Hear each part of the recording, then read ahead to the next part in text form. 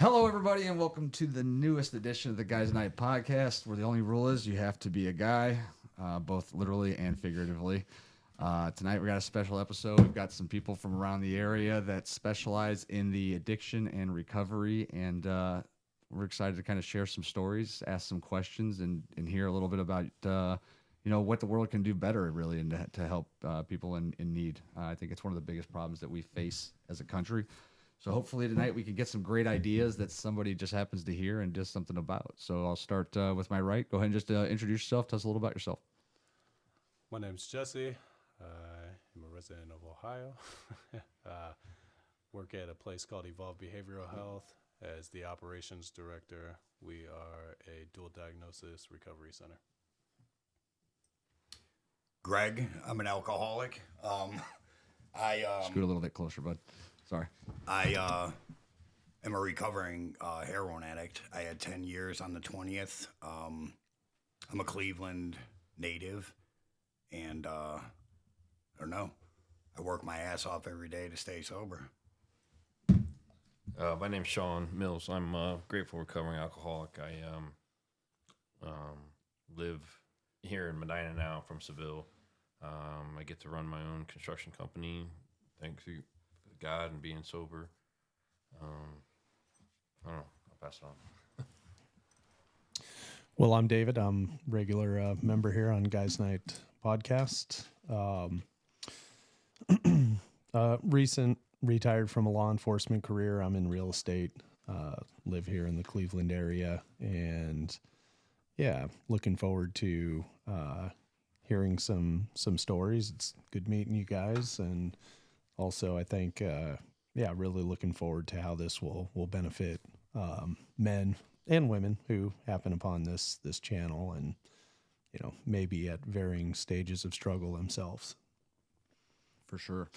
And I am a little underdressed and dirty today, rushing back. But, as one of the things that we talked about on this channel is having an opportunity for guys to not only just associate with other guys, but to explore and do different things and adventures with different guys, and then kind of the atmosphere that it provides, not only in a sense of learning something new, but being supportive, learning new people, meeting new people. So I got to spend the weekend riding dirt bikes and four-wheelers and side-by-sides down in West Virginia. And, when you think of who that would entail, you wouldn't realize that it would be an investment banker, a head of IT for a local county, a local doctor. Hopefully he's doing better after banging his ribs off of some rocks. But I think that's part of the idea of this channel is having that opportunity for other guys to share and support each other in whatever it is they choose to do. So let me ask you guys, anything recently where you guys have been in a guys' night situation where you guys are out with other guys doing other things, whether it's worshiping, whether it's, helping you with recovery or going out and exploring or doing different things? Every week I'm with sponsees and taking meetings, showing them that you can still have fun sober. I'm around a lot of people that struggle with sobriety and just can't seem to get it, and I'm always there to, pick them up and, show them that, if you put in the work, anything's possible. I never would have thought I'd be able to have a year sober, let alone 10, and it still weirds me out for people to say that I'm a good example today, because I've never been a good example in my entire life. You know what I mean? What about you, Sean? Being in construction, I get to work with a lot of individuals that, have dabbled or in recovery, or, probably should look into getting in recovery. I do, there's a couple of men's group. I'm part of Sacred Prison Ministry out of Heartland. I go to Grafton Correctional every Wednesday. I get to meet with inmates doing celebrate recovery. I'm on the board of directors, so I get to meet a lot of people at Hope Recovery in Medina. So I'm pretty well surrounded. I had a gentleman call me Sunday night. He got my name and number from another fellow member at church, and he's just got out of rehab and he wants to continue moving forward with everything. So he's want to join up with him and try to get him some meetings. And then he was worried about going to Florida over the winter, and he moves down there for about 4 or 5 months, and he just happens, not just happens, it's God. He's going to Naples, and I get to go to Naples for about 4 or 5 days, end of November into December, and I have a home group on Marco Island, so I told him we're going to hook up down there and go to a couple meetings, and then I can introduce them to some people so he can feel comfortable and stay sober while he's in Florida. So Right on. David, I'm sure you've got some adventures. Well, of course, throughout my career, but you know, I do also have addicts in my family. You know, that I would say would be more my direct experience. My uncle, Vietnam veteran, came back with a Purple Heart and an addiction as well. So to this day, you know, I know he struggles. We don't have a whole heck of a lot of contact now. We haven't since my mother passed away, and more recently, my youngest brother, he's now 3 years in recovery. So, you know, that's pretty interesting when, you know, even though we're quite a few years apart, we haven't lived in the same house per se, but, you know, you're still living at home. So, you know, it's pretty recent.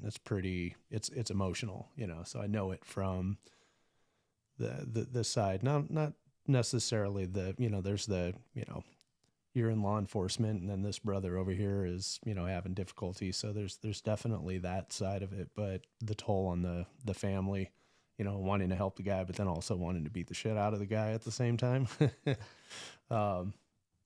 But yeah, I mean, outside of that, you know, I mean, I think I had a pretty uneventful career. You know, I didn't work for the DEA. It was not, you know, chasing, you know, Chapo or kicking down doors or blowing shit up per se. Seems we do more of that nowadays on the weekend around here, but blowing shit up, that is. But yeah, a little bit of direct experience with that. What about you, Jesse? And guys, too.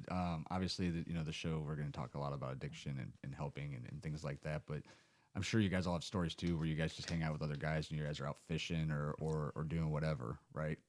oh yeah, Absolutely. yeah.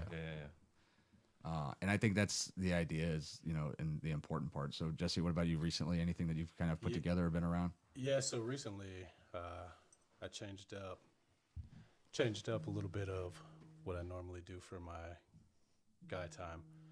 I had a chance to take my middle child, out for just a daddy guys day, and it was awesome, man. We got to go riding go-karts and just having fun, bumper cars, and switch it up. We don't really get to do that often, so to me that was like the best guys day ever recently. Yeah, and I could see that. You know, it's funny because you know, I only have one child, but those families that have 2, 3, or 4, like I think they forget that individual time with those kids does a lot more than just doing everything together. Because especially, I mean, you got a little bit of an age gap between the 3. Yeah. You know, so maybe sitting at the movie theater isn't the greatest idea for a 4 or 5-year-old versus, you know, a 10-year-old might be cool with going to watch a movie or, you know, go ride bikes or all the different things that you obviously can do. So, yeah, those guys' nights are important. And I know you got 2 boys, so I'm sure there's some things that the 3 of you guys are able to do. We were just talking today about electric dirt bikes and stuff like that. That'll be a heck of experience. I know you guys do stuff like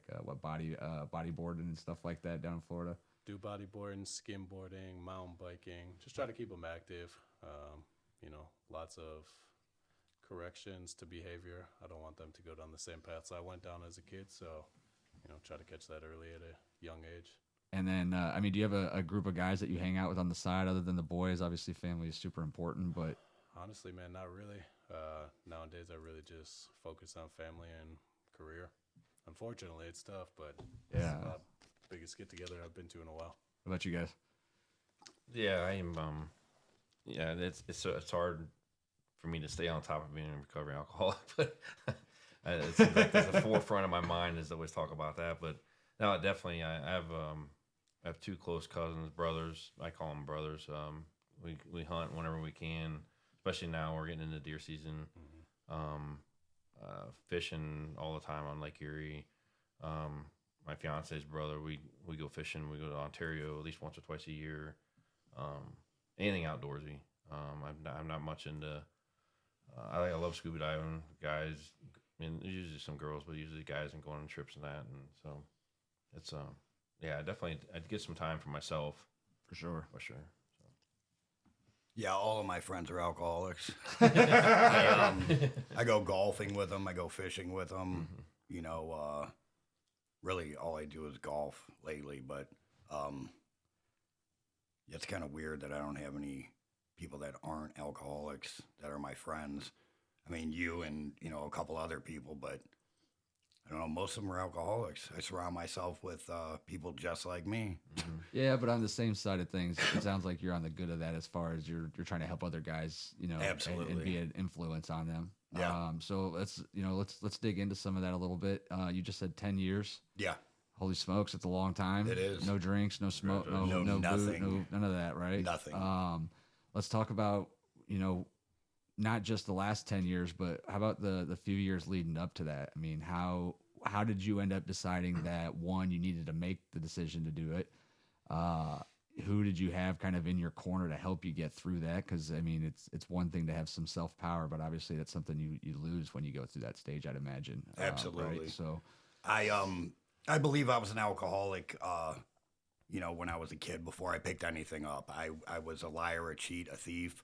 I would do dumb things and I would catch a beating. My father was a Greek immigrant, so, you know, I caught the back of his hand and my mind told me, you better not do that again. It told me you better find out a better way to do it so you don't get caught again. You know, so my mother was an alcoholic, so I watched her suffer and, you know, struggle with it. And I got real resentful, you know, at her alcoholism. And then she got sober, she called me and asked me how to, because she thought I quit drinking. I quit drinking, but I started eating Percocets. And she said, how did you quit drinking? And I got her into Laurelwood on the east side of Cleveland, which is a treatment place.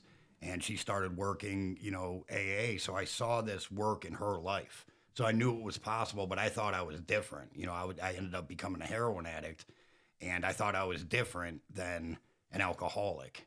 You know what I mean? And the problem I found, you know, this time that the problem lies in my mind. It's not the substance. It's not anything that I put in my body. My mind is broken to anything that's mood or mind altering.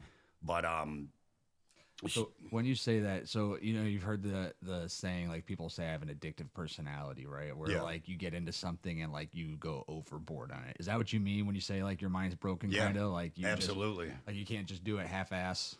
No, Go I go all all in. out, all out. I mean, you might be able to drink 2 beers. I'm drinking until I pass out, or I'm arrested, or I'm fighting my friends, or I'm breaking people's windows out of their houses for fun. You know, I'm the extreme. You know what I mean? But my mom got sober. It showed me that, you know, it was possible for an alcoholic. But like I said, I was a heroin addict. My mom ended up dying 9 years sober. And that 5 months leading up to when I got sober, I wasn't actively trying to kill myself, but I did not care if I lived or died. I had sole custody of my son because, you know, his mother was doing her thing. And I gave my son up, you know, I gave him back to her, which she was sober at the time, and she stayed sober. I don't know, I ended up robbing my sister, and this was a complete God moment, because when Greg lies, Greg rides that lie until the wheels fall off. Not today, but at that time, that version of Greg.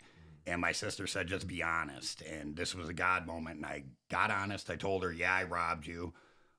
And I also took your husband and your 3 young children on a dope run. And, Shit. you know, yeah, shit hit the fan, and I was in detox 12 hours later because of friends of my mother.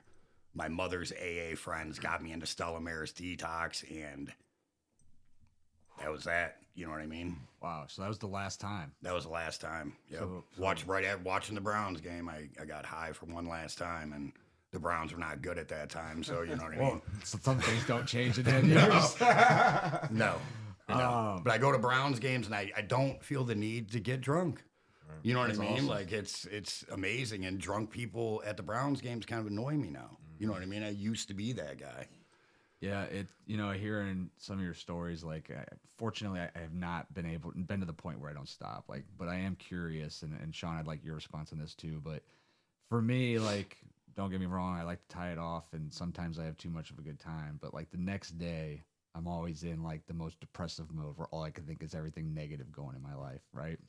And I'm also just I'm just a terrible, like, my physical being is just in weak mode, right? Like, I'm not as strong, or I'm not as talkative, or I'm not thinking clearly. I'm in a cloud. I always wondered how, when somebody's that strongly addicted to it and they're doing it on a constant basis, like, do you ever feel good, right? Like, because like you can have a couple of beers as somebody who's not, I wouldn't say not having an issue or whatever the case might be, not having an addiction. You can have a couple of beers, feel okay, and then be done, right? But like, does the day ever get to the point where it's like, I hate feeling like this, or do you just start again? What do you mean, like the? Like when you wake up the next day after passing out from drinking, or you wake up from, you mentioned heroin. I don't know what that experience is like, but then you wake Well, up from that. I imagine it's like a down of like ultimate downs. Well, drinking, I'd go to work with a hangover, and that's how I got into pills because the pills would take the hangover away. Heroin, every day you wake up, it is a constant chase. You wake up panicked. How am I going to get it today? Who am I going to rob today? You know what I mean? Who am I going to steal from today? There is no. You're always thinking about the next one. So like you don't ever just feel terrible, like, God, I'm not doing that again. No, you can't. You have no choice. You know what I mean? It's you're literally addicted to it. Your anxiety is through the roof. It's just that's life. You know what I mean? Unfortunately, you do feel terrible the whole time. But after a while, at least with me, these are all my experience. You know what I mean? But with me, after a while, I knew there was a solution. I couldn't pull the trigger on it, and I knew I needed to quit. Like, I don't know, like step one of Alcoholics Anonymous, is figured out before I even came into the rooms. I knew that I was powerless, completely powerless. I lost all of my power once I put that first one in me. And that goes to say, right now, if I went out right now and I chose, because it's a choice, I chose to shoot some heroin. After that, I don't have a choice anymore. You know what I mean? That monster is awoke in me, and I'm gonna always be chasing the next one until I'm probably gonna be dead. You know what I mean? Or I get back into the book and sobriety. That's crazy, and I want to get into more of that too a little bit. But Sean, tell us a little about your story. I know some of it just from what you've shared with me in the past. Yeah. Because you've been a business owner for how long now? I started my own business in 2016, but I was forced into it. I was let go from a company. They assumed I was drinking on the job and never caught me or whatever, but I mean, I was, but so I was forced to make money legally. And so but anyway, yeah, mine's just alcoholism's a progressive disease.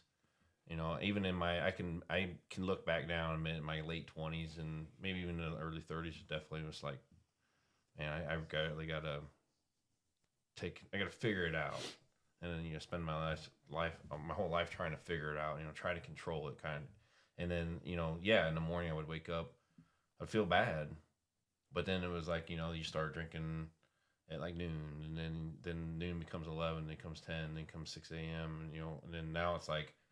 Wintertime was great because sometimes I would have a beer or something left over in my truck because I've always been an early person. I would get up at 4 a.m., 4:30 in the morning. And even though you're drinking all day the day before. Yeah. I mean, I didn't, since I moved back to Medina in 2015, I pretty much drank almost every day. I mean, and I bet there was probably like 3 or 4 times a year. When I say drink every day, not falling down drunk, but even if I went and had like 2 beers or 3 beers, I mean, I drank every day and drove every day. I didn't go to bars. I drank in my truck. My truck was my bar. And, I was a bar car. So that's kind of when they say functioning alcoholism. Like, that's what, in my mind, I like to believe I was functioning, but that's not functioning. I mean, right. That's not normal. But it grows to be normal. It's like, doesn't everybody go have several beers at lunch or, maybe have one at breakfast to take that ease off? I never got into pills and that. I know when I was younger, I tried a few different things once or twice, and it cost too much. It was illegal, you know, Right. and yeah, I couldn't go to the store and pick it up. Yeah, it wasn't as easy to get as Yeah. it is now, especially. So it's just a progressive disease, and ultimately in the end, you know, the last 6 months before I got sober on May 25th, 2020, and So you're about to hit 5 years then, huh? yeah, well, Or just hit four and a half in November. Congratulations, man. Thanks. Yeah, the last 6 months, I physically got sick almost every morning. Like I would go, I wanted to quit. I really did. I wanted to quit. You know, I wanted to just take this away, and then it was like, okay, tomorrow. You know, it was never. I don't know. It was never enough. I mean, I had to. I would stop, and then, you know, I had a can. You know, you got Red Bull, whatever. Just a sip, just a small sip. I would physically get sick in my car, like out the window or out the door or whatever, and then I'd be fine the rest of the day. And I'm like, well, I guess I'll try it again tomorrow. And I kid myself all the time, and I wanted to quit, but I couldn't. And then, yeah, that last day was a Memorial Day weekend in 2020, and I was actively drinking in the Walmart parking lot, and just had this the Holy Spirit just literally came into me and just took that obsession. You know, I can go in any bars or anywhere now, or go whatever around alcohol, and it's annoying. You see other people, and they get to that point. It's like, God, I'm glad I don't have to live that way anymore. Right. But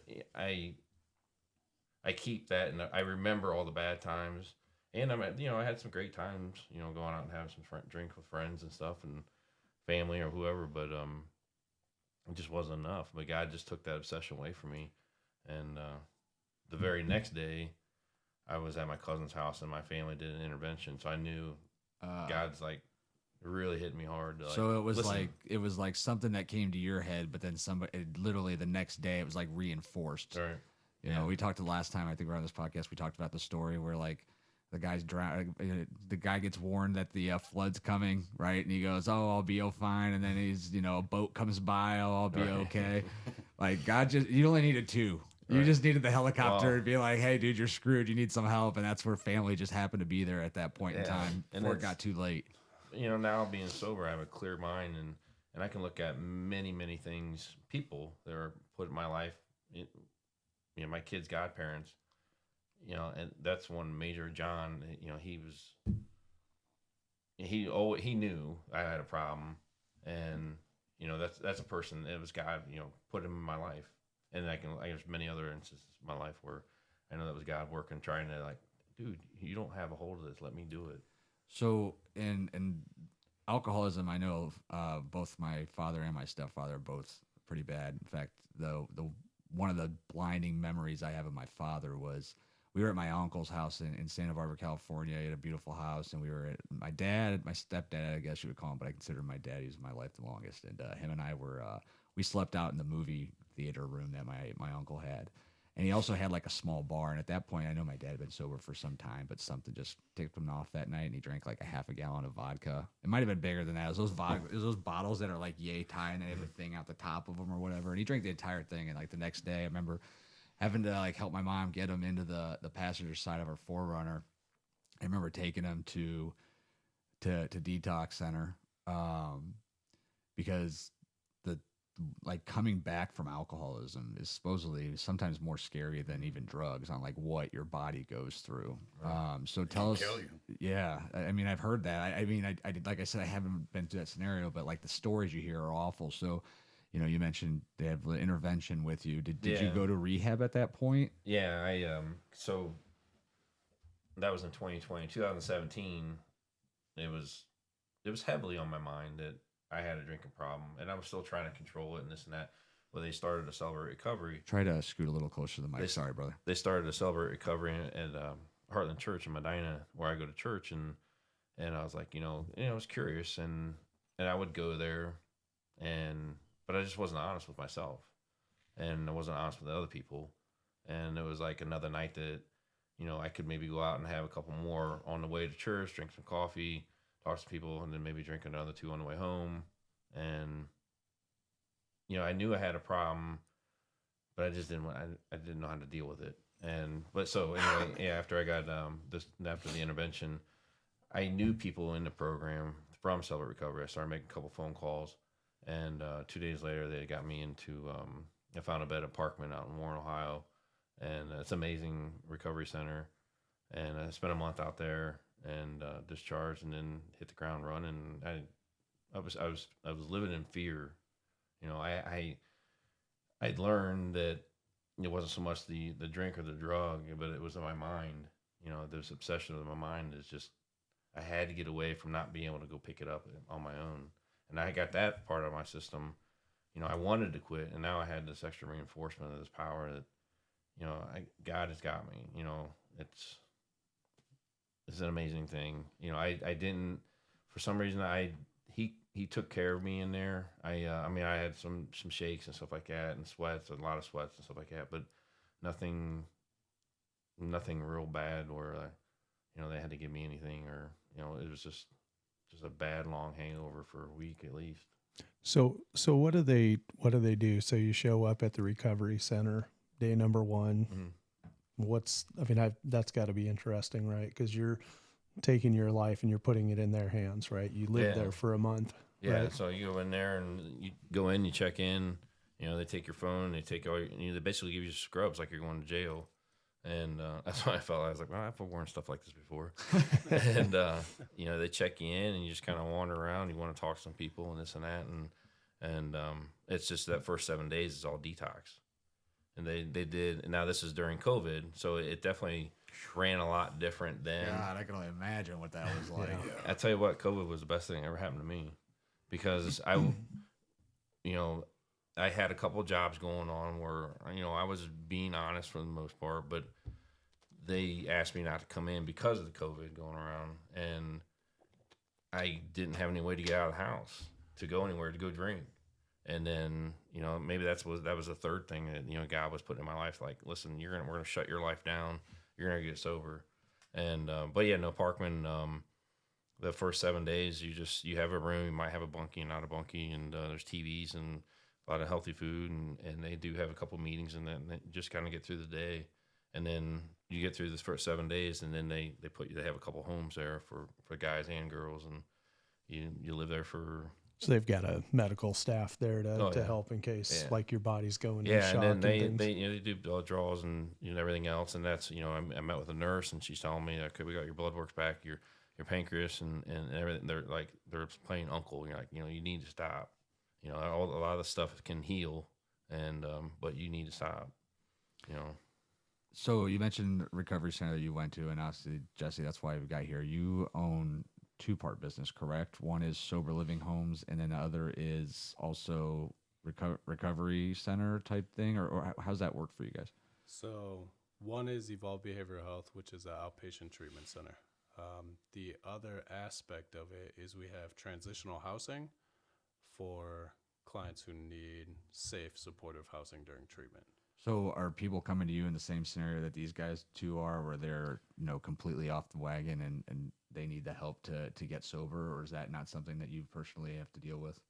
Yes and no. So they may come to us completely off the wagon, nothing in their possession besides the will to change and the clothes on their back, right? But in a scenario where they're coming off of alcohol or benzos, we send them to detox. Typically, we try to recommend going to detox. We've luckily, you know, the game's changing in the recovery field, and more detoxes are starting to open up for every substance. You know, now you can find detoxes that will detox you from crack cocaine, whereas years ago, no chance. But, you know, we try to encourage going to detox first if possible. Do you guys have like partners and stuff that you guys help with, so that like they know that you might have some guys that are, you know, trying to get this help, and that you can call them and be like, hey, I need 2 beds, or hey, I need, you know, help for these 2 people? Yeah. And then, plenty of. and are the people that are coming in that scenario, are they typically, you know, and just from the experience that I know, are they typically guys that are on the streets? Are they guys that are just hard up in a position where, you know, they're still working, they still have families and things like that? Is it a little bit of mix of everything? So 2 parts, right? The treatment center, you get, just like you said, on the dirt bike trail, a mix. You know, we've had medical doctors all the way to people that haven't had a job in 20 years, right? Everything from gang member to, I don't know about politician, but you know, Yeah, right. it's not that far The off. variety anyways. is there. Yeah. Everything in between, right? The housing component that we offer, that's going to be for somebody who maybe they were staying at the bus station. Maybe they haven't had income, so they don't have the means to get into like a recovery house or, you know, stay on their own. Maybe they were staying at a trap house or a flop house. So they What's a flop house? just a place where, you know, different people might crash and use drugs. Crazy. Yeah, so it's not really conducive to recovery to stay in that environment while, you know, trying to maintain your sobriety. So when some of these folks that are on the, I mean, because obviously there's people out there that don't have the family that these guys had or the support that they had. So they come to you, they have, like you said, nothing but the clothes on their back and a bag full of some belongings. How do they get? I mean, obviously there's an expense to you guys, right? I'm sure you guys have Absolutely. doctors and stuff on staff, or you guys have clienticians or client, whatever they're called. Clinicians, Yeah, clinicians. How do you guys? How are you guys able to get paid for that work? Man, so it's the $1,000,000 question, right? So currently at our treatment center, we accept insurance and self-pay, right? So the majority of the income that we accept is going to be from Medicaid. That being said, So, like, if somebody doesn't have anything, they can still get Medicaid to help get some of that help they need. not always true. No. So, you know, 40%, I think it was last report I ran, which was about a week ago, of our clients have no insurance, no ability to pay. We still take them. Now, most treatment centers in Cleveland, unless they're funded by grants, they don't do that. So when you ask, how do we get paid? It's, you know, Medicaid kind of supports this entire operation. Typically, you know, we get some self-pay here and there, but yeah. And Wait. then, oh, go ahead. 40% of people can't get Medicaid. So 40% of our clients, they may have either had the employment recently enough that they don't have the time to show. They may be on Medicare. So I think about 25% of our clients right now have Medicare, so we don't bill Medicare. And if they're on the MyCare, which is Medicare/Medicaid, still we're not contracted with them, so we don't okay. accept it. So they may have some sort of insurance. They may have private insurance. Like, I don't know if you have insurance, you know, but if you come in with a private insurance, it's full gambit of services. Okay. And then when it comes to the transitional housing, is that something where everybody gets that option? Is that something where is that covered at all as well? Do they have to pay out of pocket for that? So that is not covered by any type of insurance. For anybody. For anybody. Now, the way we do it. So if you were in residential care, so the way our transitional housing works, right, you have levels of care.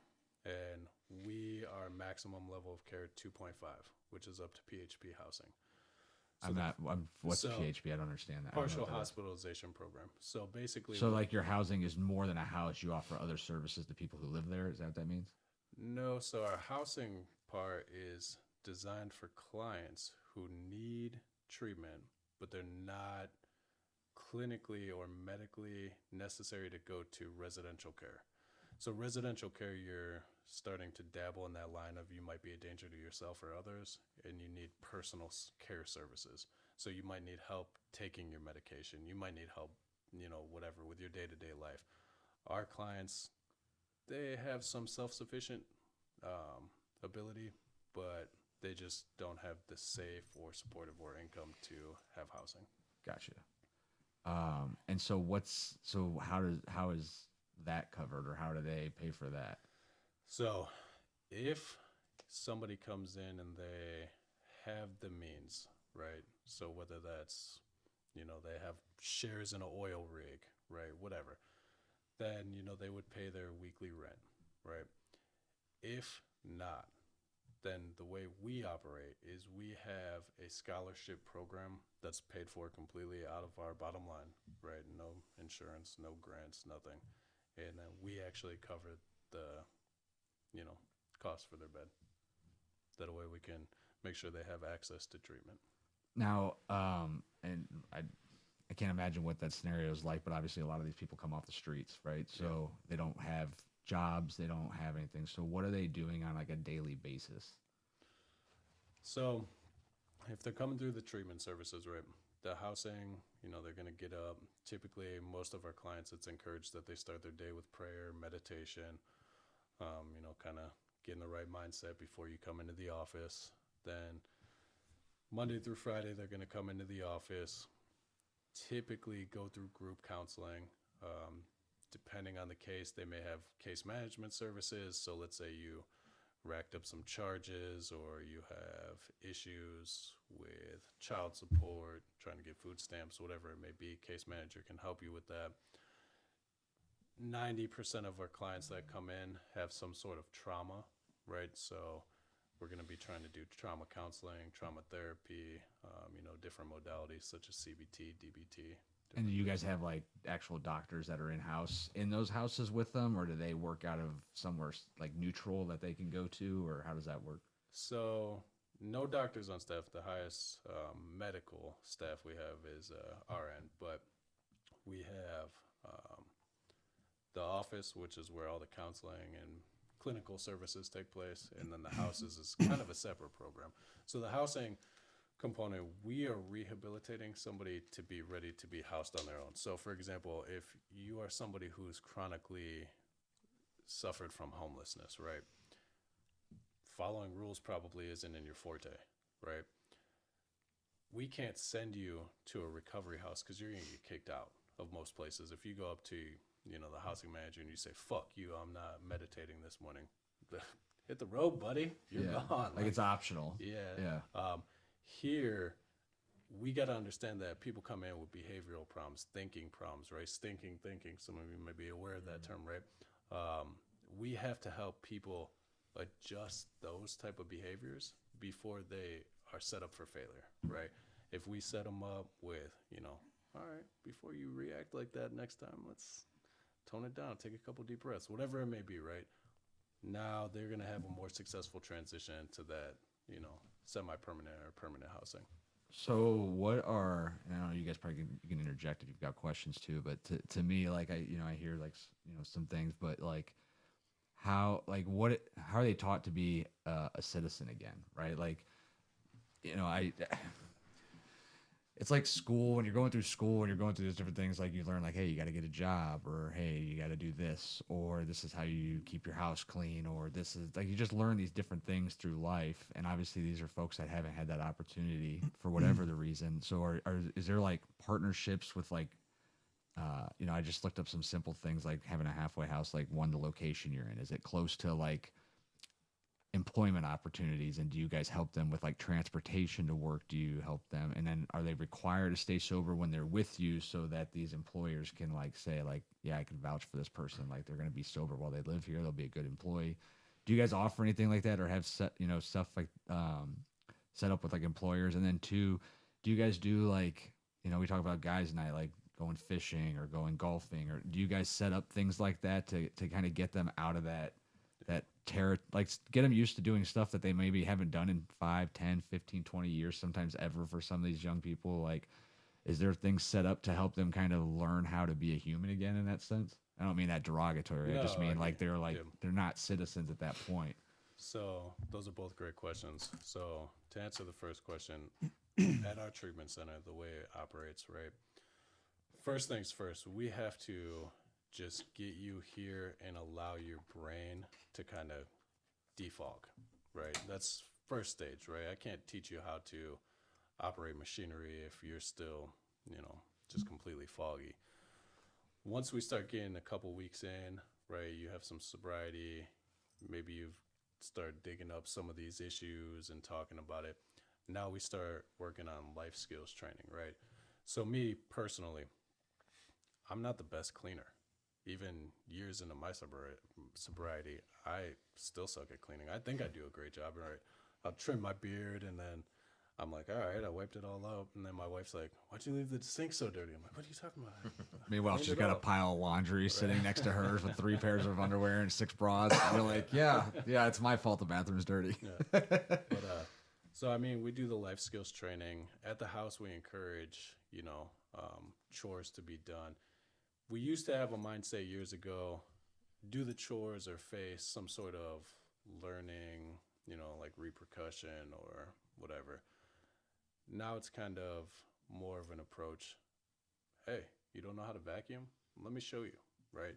Let me teach you how to do these dishes. Because I could just yell at you, hey, man, you didn't do your dishes, blah, blah, blah, right? You're on a behavioral contract or, I guess if you're homeless, you don't really care that much, though. no. Whatever. So we're trying to take more of an approach where it's, let's make sure they understand it. And we got to reinforce that, right? You got to keep building on it. And you can't just expect somebody to walk in, hey, just like you asked about relapse, are they expected to stay sober? That yes, I expect them to. Do I believe that everybody is going to? No. And we have to be ready to understand that this population is the most stigmatized population of the medical field. Nowhere else, if you have cancer, are store owners watching you when you walk in, right? Like, nowhere else does your family not want you at the dinner table because you got liver disease, right? Whatever. But God forbid, you made that choice at one point, like you said, and then that just took control of you, started to consume you. So a lot of these people, right, they come in with trauma. So your first line of business should always be gaining trust, right? I don't want to kick somebody out of our treatment center who said, hey, Evolve, I need help stop relapsing. God forbid they get 3 weeks under them, they slip. Do I kick them out? Maybe. It's going to depend on what my clinicians think, right? Can we still help this guy? Does he need a higher level of care? Could some other treatment center take care of him better, right? Then the second part of your question, so basically that ties in, right? You just kind of build on the life skills and everything. We have some partners that we have like learn to earn programs or earn to learn, one way or the other, right? Basically where they'll go and they might learn with like a company like Greg's or doing some sort of construction. They're getting paid through different grant programs to actually become an apprentice, learning different things. So we have a couple partners that do that. So let's touch on that a little bit. You said you got a couple of partners that do that. Anybody that you want to mention, just to give them a shout out? So the main program is called Learn to Earn or Earn to Learn. So One of the two. That. And then our housing director, he has a partner. I'm not 100% sure the name. It's just not really relevant to my day to day. Gotcha.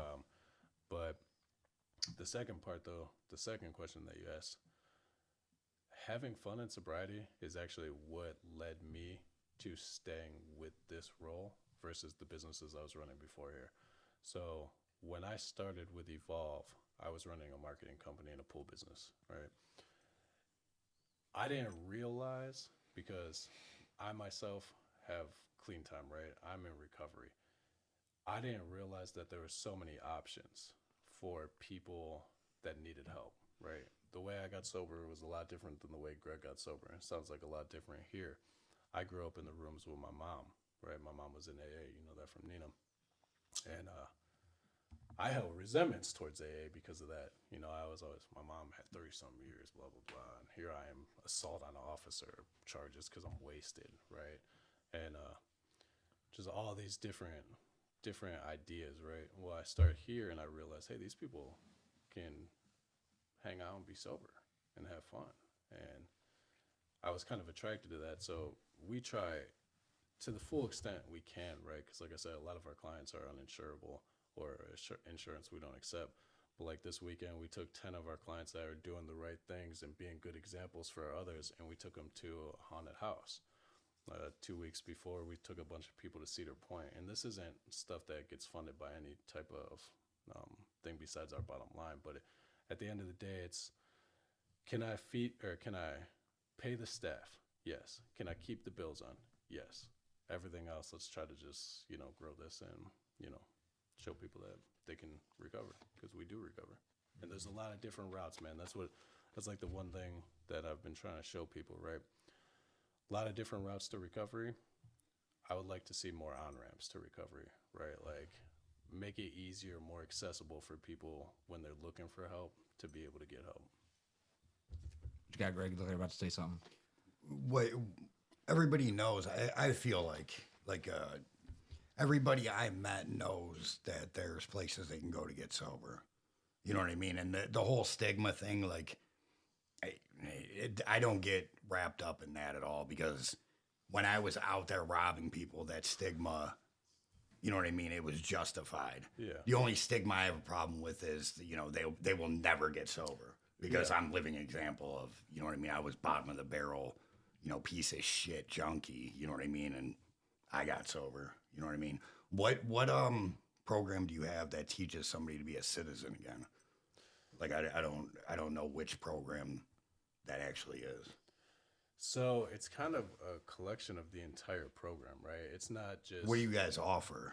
You said behavioral. But I didn't. You guys do IOP, right? So we start our highest level of care is PHP, which is going to be at least 20 hours of clinical services per week, not including case management. So typically, how you're reintroducing somebody to normal life, right? You get them in. Like I said, somebody that comes in may behaviorally not have as high of needs as somebody else. So you have to individually assess them, right? So you're starting at the assessment. The problem in today's current climate for substance use treatment is the lack of the ability to draw a clear line in the sand with what counts as substance use disorder and what doesn't, right? So for example, if you have cancer, it's easy to run a biopsy and test that, send it to the lab. If you come in, our testing is only as good as your answers, right? You don't do blood work, Well, I mean, we take urine analysis. We even so you do know blood what swabs. substance they're on, right? We are, but some substances are out of your system in 3 days. So for the last 3 days, you You just go been- by what they say, Yeah. pretty much. and that's the problem. So there's a couple studies out right now that are being done on animals and like lightly with people. But what it is it's seeing the way dopamine travels through different receptors and the speed at which it travels through your brain. And what that affects is, so for example, when you were talking about out there running, robbing, cheating, stealing, right? That's actually fight or flight responses constantly, right? Absolutely, yeah. Because you're constantly just in this state of, like you said, panic, right? Panic. Trying to figure out how am I going to get this next fix, how blah, blah, blah. Once you get the fix, you just level out, right? It's not that you're high anymore, like maybe the first couple No, times. that's why they call it getting right. Right. I always say I need to get right. You know what I mean? Yeah. So you're just escaping that new low, right? So when somebody comes in treatment, that's why it's so easy. A lot of people will say, here's like one of the stigmas I'm talking about. Some people will say, put as much effort into treatment as you did to get dope. It's hard to. That's not as fun. That does not sound fun at all. I mean, it is a true statement, though. You know what I Sure. mean? Like I tell people all the time, they're like, "Oh, I don't have a ride." Well, you walk to meet the dope boy. Yeah, you know what I right. mean? stealing a bicycle. Yeah, from your kid to get there, absolutely. right? Like, but it's hard when you look at that medically because you're going through fight or flight, versus once you start sobering up, it's life or death. Like at the end of the day, right? Like if you go back out, whoever, there's a good chance you die. But your brain's not in that mode, right? It's not like fight or flight to get to a meeting. It should be, and we should think of it that way to get involved, be accountable and everything, but just medically it's not the same. Now, Greg and Sean, did you guys at any point use or go through recovery center? We said you guys both went to recovery centers, correct? Yeah. And they keep you for, I mean, it's not that long, right? I think it's up to a month. Mine is it's 7 days of detox, and it's supposed to be 30 days in the house, so it'd be 37 total. That I discharged, I did the 7 days, and then I think I did 22 days, and I discharged. Now, was that your option? You were able to discharge yourself at any point? Was that? Yeah, I mean, I met with I have several counselors in there, Gotcha. and they try to get to the root of the problem. Why do you drink? I didn't know why I drank. I'm happy, sad, indifferent, angry. I just drank because I drank. I don't know why. I kind of really don't know still.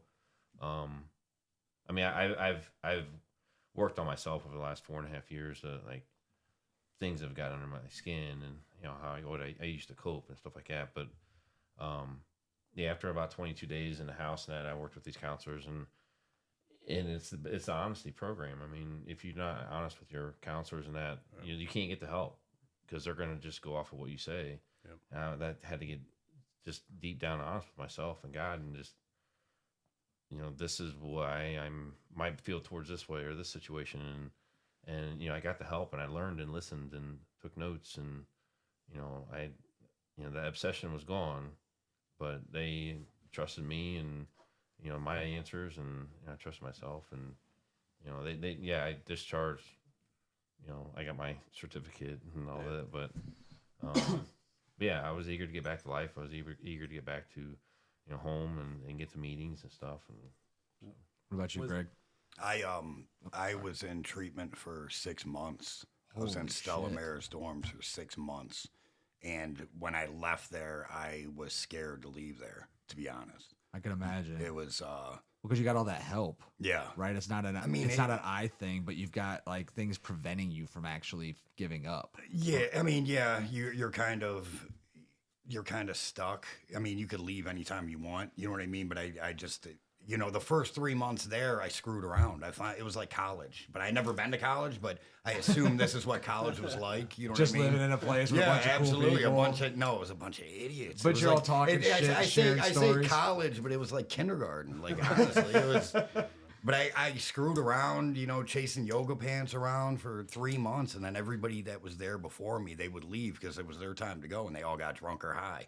And then, you know what I mean? I started taking things seriously, and I started working the 12 steps of Alcoholics Anonymous, and I did a thorough and honest 4th step, which is it was very important to me, and then I got my character defects pointed out, and I started trying to work on them. I still have some, but I think some of them are kind of an asset. You know what I mean? Yeah, yeah.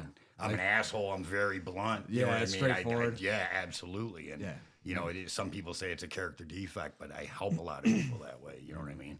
I might piss a lot of people off, but you know what I mean? That ain't on me.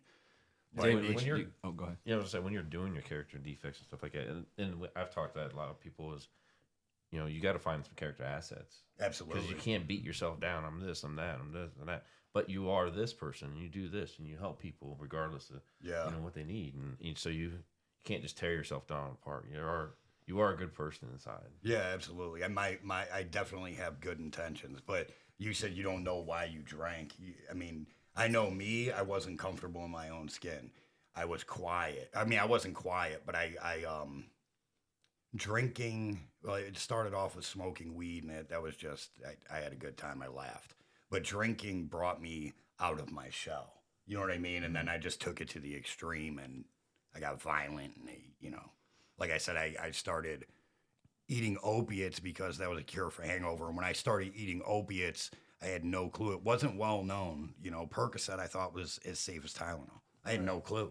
Yeah. You know what I mean? And it took my hangover away, and I was able to do my job and excel, and I felt great. You know what I mean? And then it just progressed. So real quick, I know, David, you got something you want to share, but I heard something from you, and then I heard the way that you kind of respond to it. So when you hear Sean, and this isn't to pick on you, Sean, but when you say Sean says, I don't really know still, does that, when you, like, because I know you do some sponsorships now. So when you hear that, does that set something off like, hey, you might not be being true with yourself? No, not at all. Is there just sometimes people really just can't find the answer that, or maybe it's everything? It's kind of, hard. It was kind of just simplified for me. You know what I mean? And so it's truly easier for believe you it. to see what it was. Absolutely. I mean, not easier for me to see what it is, but when somebody told me that that's probably why I drank, like medical science cannot explain any of this shit. You know what I mean? And they can't come up with a cure. You know what I mean? Like even the 12 steps, like I can't just go through the 12 steps and I'm good. You know what I mean? I need to continue to do this. I will die an alcoholic. God willing, I will not die from alcohol. You know what I mean? I'm always an alcoholic. You know what I mean? Like I constantly have to work on myself and improve things. And there's always more work to be done. You know what I mean? Yeah, I guess when I say, specifically, there was no specific reason, and I don't know why I drink. I drank when I was happy, when I was sad, when I was bored, when I was busy. It was, I could be somewhere up by myself for a whole weekend, years ago, and just the morning I get up, to the morning went to bed, or I didn't go to bed, I passed out, and then I woke up and I would drink some more. Yeah. I don't know. I mean, it became a lifestyle, so it was like just anything and everything is why I drink, or I don't know exactly why. Yeah. I didn't have one reason, I guess. I wasn't, when I drank, I would drink Thursday because it was a ladies' night, Friday because, it was Friday, Saturday because it was Saturday, Sunday during the Browns game, Monday Night Football, and I would take Tuesday and Wednesday off. You know what I mean? And Lucky you. I 5-day drink week? Yeah, Oh, man. it's, and it progressed to that, and then, I don't know. It was just boredom maybe, or like I said, I always told myself I drank to be social. I went out with my friends. My mother was the alcoholic in her room drinking by herself, you know what I mean? And or the alcoholic under the bridge with the shit in the brown paper bag. That was an alcoholic. Well, yeah, because you guys are kind of the misconception of alcoholism, right? Like, Sean, you still maintained a job. You still kind of worked on a day-to-day basis. Yeah. I don't know if you were obviously now you're built like a brick shit house. You're in good shape. I know you personally. You work out all the time. Did you still maintain that while you were drinking? I worked out a lot still. I mean, when I quit, I should have brought in some pictures. I weighed like 250 pounds when I went in the recovery center, and 30 days later I weighed 220. And then Wow. 30 days after that I weighed like 207. Holy smokes, almost 50 pounds just from cutting out drinking. Yeah, for the most part. But Well, there was many times that I would leave the gym, go home, get cleaned up, and was supposed to go to work, and then I just had a decent workout, and now I'm just drinking again. And addiction covers so much. David, you look like you had something to say. Well, no, there were a few things that caught my interest there. Yoga pants were the first one. Sorry, I just easily distracted. But Wrong episode for that. yeah, next time on Guys Night. Yeah, no, but there's alcohol. And sorry, guys, this is the first time you guys are hearing this. This is where I put Will to sleep with some stats. He loves my stats. Sarcasm font there. But, booze is a $6 billion industry, and it's glamorized. Movies, television, your friends, it's freedom, right? When you're a kid, it's like, these guys are cool. It's kind of like cigarettes, right? Where that's the thing that frees you from childhood, and you're cool once you get that. And obviously that's a path that could be really bad. It's not bad for everybody, but it's also not necessarily great for anyone either. But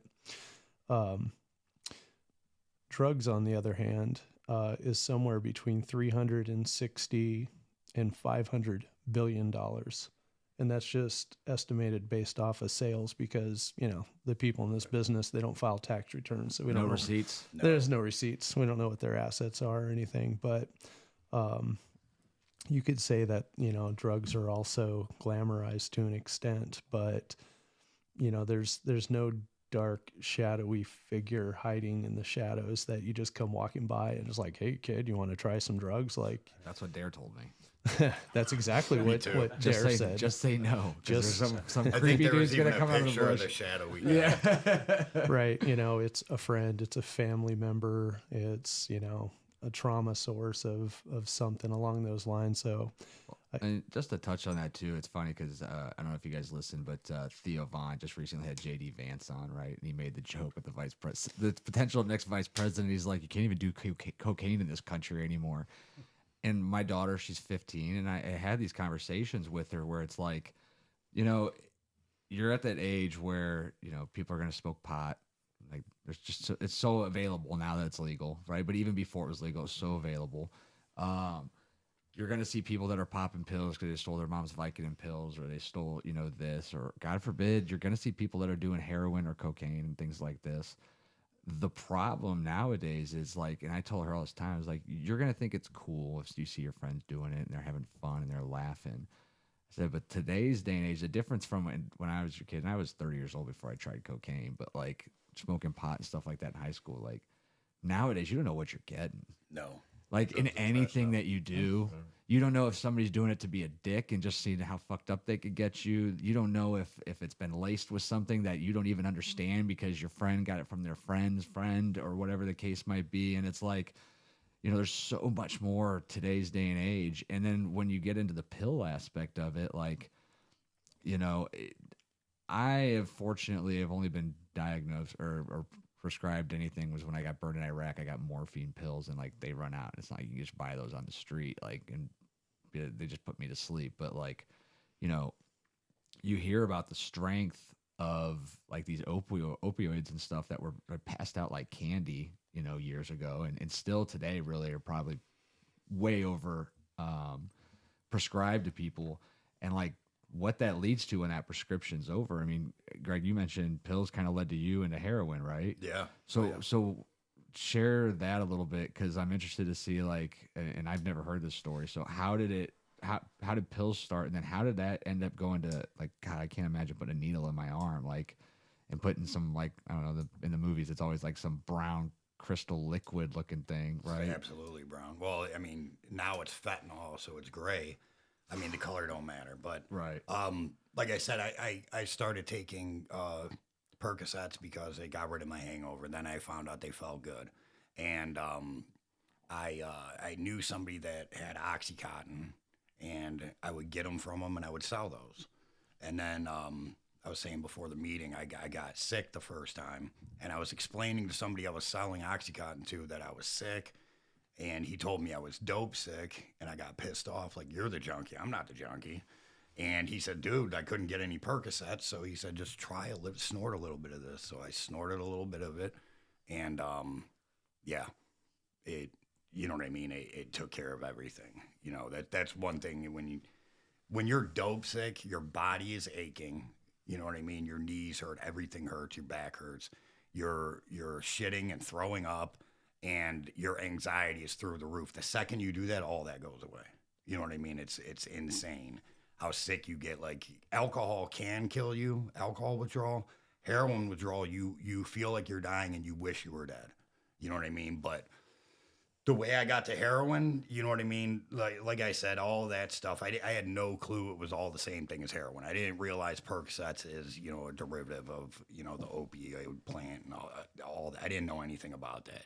But Oxycontins, you could snort them, and I was snorting them for a while. And then the pharmaceutical company started getting into trouble, so they had to switch the formula, and you couldn't snort them anymore. Well, they tried tricking us. They tried putting something in it that it made it burn really bad. And I don't think they understand, You don't give I a don't fuck. give a fuck. I'm snorting it, and it would burn, but it would still work. It would clog my nose up a lot. Yeah. And then they put a gel in it, so you could not snort it. Mm-hmm. You couldn't shoot it up.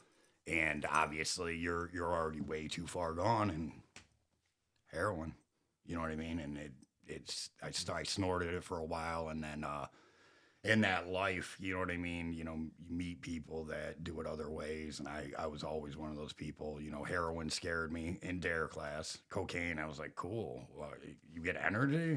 You know what I mean? I didn't really care. Right. But heroin, they said, I remember the dare teacher. His name was Officer Payne. He's still I think he retired from the Euclid Police Force, but I guarantee you wouldn't mind me using his name. But he told us, you do heroin one time, you're addicted. So that scared the shit out of me, but it didn't stop me. You know what I mean? I was already gone by the time I found out I was, pretty much doing heroin. But, yeah, just had somebody show me one time how to do it, and I did it, and you get over that whole fear of needles real quick. Easier to get too, or? At first, the first time I went down to Eddie Road looking for heroin, they kept offering me crack. You know what I mean? And they didn't know what the hell I was talking about. I heard the nickname for heroin was dog food. So I'm like, y'all got dog food? I'm like, what the fuck are you talking about, bro? And then, you know what I mean? Fucking rookie. I know. Cop. Well, no, they did not sell heroin on the corners. Oh, really? No, nope. And Now, when was then, this roughly? 2000, I'd say 8 or 9. So would you say at that point, like it was kind of still like like limited entry level? Like there wasn't that much going on as No, yeah, it was like right at the end of the Oxycontin gotcha. era. So you had to know somebody, but I'm telling you, within a year, you You go knew down Eddie everybody. Road and no, everybody was selling it. Oh, it You just go down fucking there and clicked like you that. couldn't even. I don't think people could find crack. Everybody was selling heroin because it was so much more profitable. It's insane. And I can get into conspiracy theories about why we went into Afghanistan and had troops guarding poppy fields, and all of a sudden there was a heroin epidemic. But yeah, I ain't going there. I mean, honestly, let's talk about that for Dude, a it's little bit, insane. right? Like, because you talk about what's over there. You talk about what comes across our border. You talk about Yeah. who's producing fentanyl. It's hard not to think that somehow the drug crisis in general, like you talk about, like government conspiracies, like crack back in the 70s in Detroit, right? What was that really derived around? It was trying to get a narrative to go through. Did you ever watch Snowfall on No, FX? no. Great show, all about that. Yeah. All about that, yeah. But how is it not looked at as like, hey, dude, the world might be conspiracy, like they might be conspiring to like destroy the country we love in, like or Yeah. love and live in by drugs. Because why not? It's so fucking easy. Absolutely. And a lot of drugs, they seem like, I mean, you talk about like the 70s and 80s, and like I said, I was 30 years old when I did cocaine for the first time. It was my 30th birthday. I just got divorced and we were in Vegas, and it was like, hell, why not? I'll never forget, my buddies had it shipped up to us to the post office, right? Because that seemed like a good idea at the time. We didn't have to carry it on a plane. We get there and it's like, all right, who's going into the post office to get it? Like, oh fuck, it was supposed to go to the hotel, but it skipped it. We had to go pick it up. Anyhow, we run out that weekend, and I'd never done it before, so I didn't realize, like, after like 3 times, like I couldn't even snort it up my nose anymore. My nose was like, fuck that shit. And like, I was literally at one point like laying upside down in the bed with a dollar bill and my buddy funneling it into my nose and like just laying there until it eventually soaked in and I could get it up there. And then when we run out, they're like, hey, we found a connection here in Vegas, but you got to go get it, dude. I was like, fuck, all right, whatever, cool. And I go out the back of the hotel room, or out the back of the hotel there in Vegas, and the guy's like, I'm pulling up now, and like this white BMW 7 Series pulls up. Windows so dark, dude. I don't care what size spotlight you had, you weren't seeing inside. He's like, rolls it down like an inch. And he's like, all right, get in. I was like in your car? He's like, get in. So we get in, and I'm thinking this is gonna happen. I got my money in my hand, like I'm shaking, like this is fucking crazy.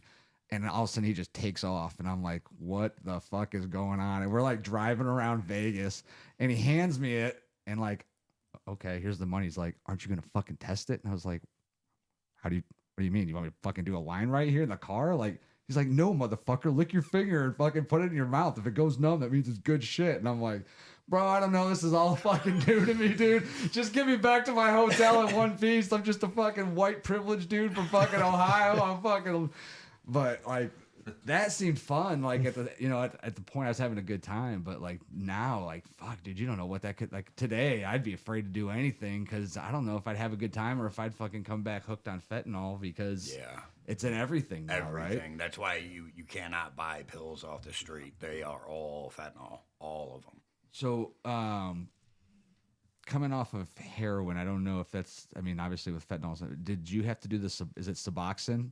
No.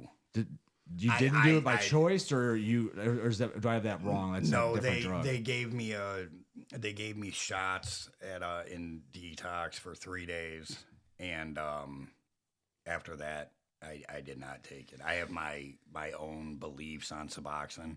My opinion changed on it a little bit because people are not dying. You know what I mean? And whatever, bro. Like you're not shooting up and dying anymore.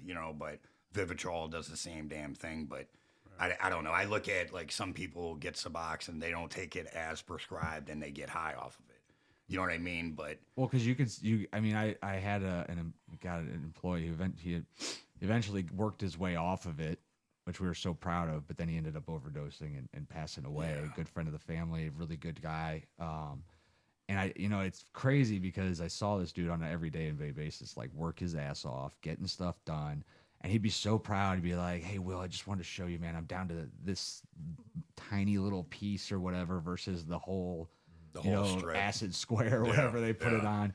And like it'd be like so I'd be trying to over encourage him, like, dude, you're doing awesome, and trying to make sure I pointed it out every day, like, how are you doing? How you feeling? Like, And to this day I wonder, like, the fact that he got off that is that why, a couple months after I left that place, he OD'd and Did he fucking do anything besides just taking the Suboxone?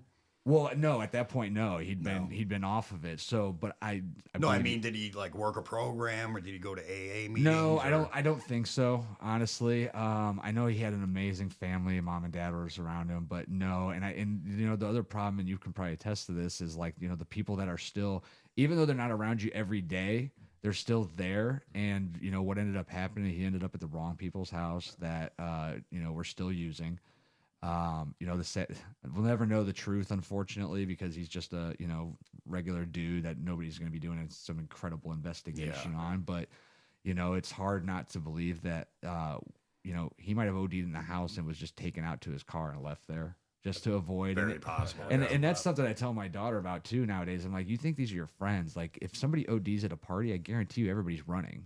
People you use. They just don't want to get in trouble. And I have a feeling that these people kind of did the same thing, where they kind of just took him out to the car, let him sit there, and then by the time anybody called the cops, it was too late. Just to be like, oh, I don't know what happened. Yeah, you know what I mean? Give me time to called. clean up or whatever they gotta do. I've been called to somebody's house. His girlfriend called me from down the street and said, he overdosed. You need to go over there. He's blue.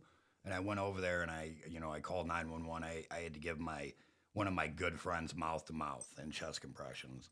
And I will never, he's out there getting high again, but I'll never forgive him for that. You know what I mean? And I didn't look around and clean up because I'm sober. Yeah. And he got charged with the heroin and the spoon they found. And he had the nerve to say something to me like, bro, you couldn't clean up? I'm like, fuck you. I had my mouth on your mouth, you motherfucker. You know what I I mean? can't say I never kissed a dude, you fucking asshole.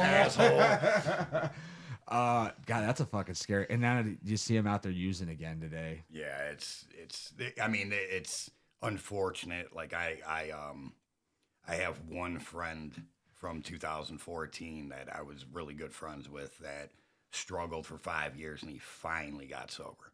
You know what I mean? I have 10 years. He was my roommate at Stella, and that's two friends that have stayed sober the whole time I've known them. That's it. Out of Countless. I don't know how many have died. You know what I mean? And I still reach out to everybody. You know what I mean? They're getting high or not. I'm like, what's up, bro? You know what I mean? I got a buddy right now facing 4 F1s. 4 F1s. Like, that's serious shit. Yeah, you're you know going what I to live mean? forever, man. Yeah. And then obviously that's another topic, but drugs in the jails is obviously just as real as it is on the street. Yeah. I was just talking to my brother who's in over there in Arizona, and I was like, are you gonna put the fentanyl down? And he's like, man, I want to. He's like, I paused it for right now. I'm like, oh, that's good. So you're done. He's like, well, I'm just using meth right now. And I'm like, it's easy to get meth in there? He's like, it's easier to get here than in the camp he was staying at, homeless camp. So let's talk about that. Obviously, you guys two recovered. You guys went to recovery centers. Jesse, you have one in the house. Long term, right? You get out. Any follow up? Does anybody ever reach out to you? Does everybody be like, hey, how are things going? Month down the road, 6 months down the road, 2 years down the road. From the recovery center? Mm-hmm. No. Well, no one's reached out. Like I said, I get to be on the board of directors of Hope Recovery in Medina. Yeah. And it's been a year or two, but yeah, there was a few people that worked at Warren, at the Parkman, that were in Medina for a council or something like that. And they remember you. Ran into me. Oh, you look good. How things going? Great. Just small talk, but yeah. Nobody really from there. Do you wish they would have?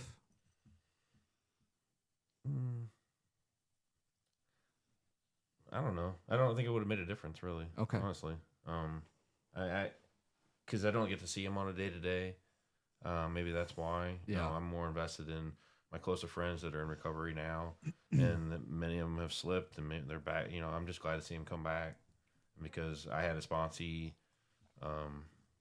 He went back out and got some bad fentanyl and he OD'd, and it's tough. It's hard, but and I went to his funeral and never met his family, and because they're from Southern Ohio, and I went to the funeral and I walked in, and they greeted me, hugs and loving on me, and it was amazing. It was totally what I thought they were gonna like me, angry, not angry, but why didn't you try harder and this and that? But they knew it was him.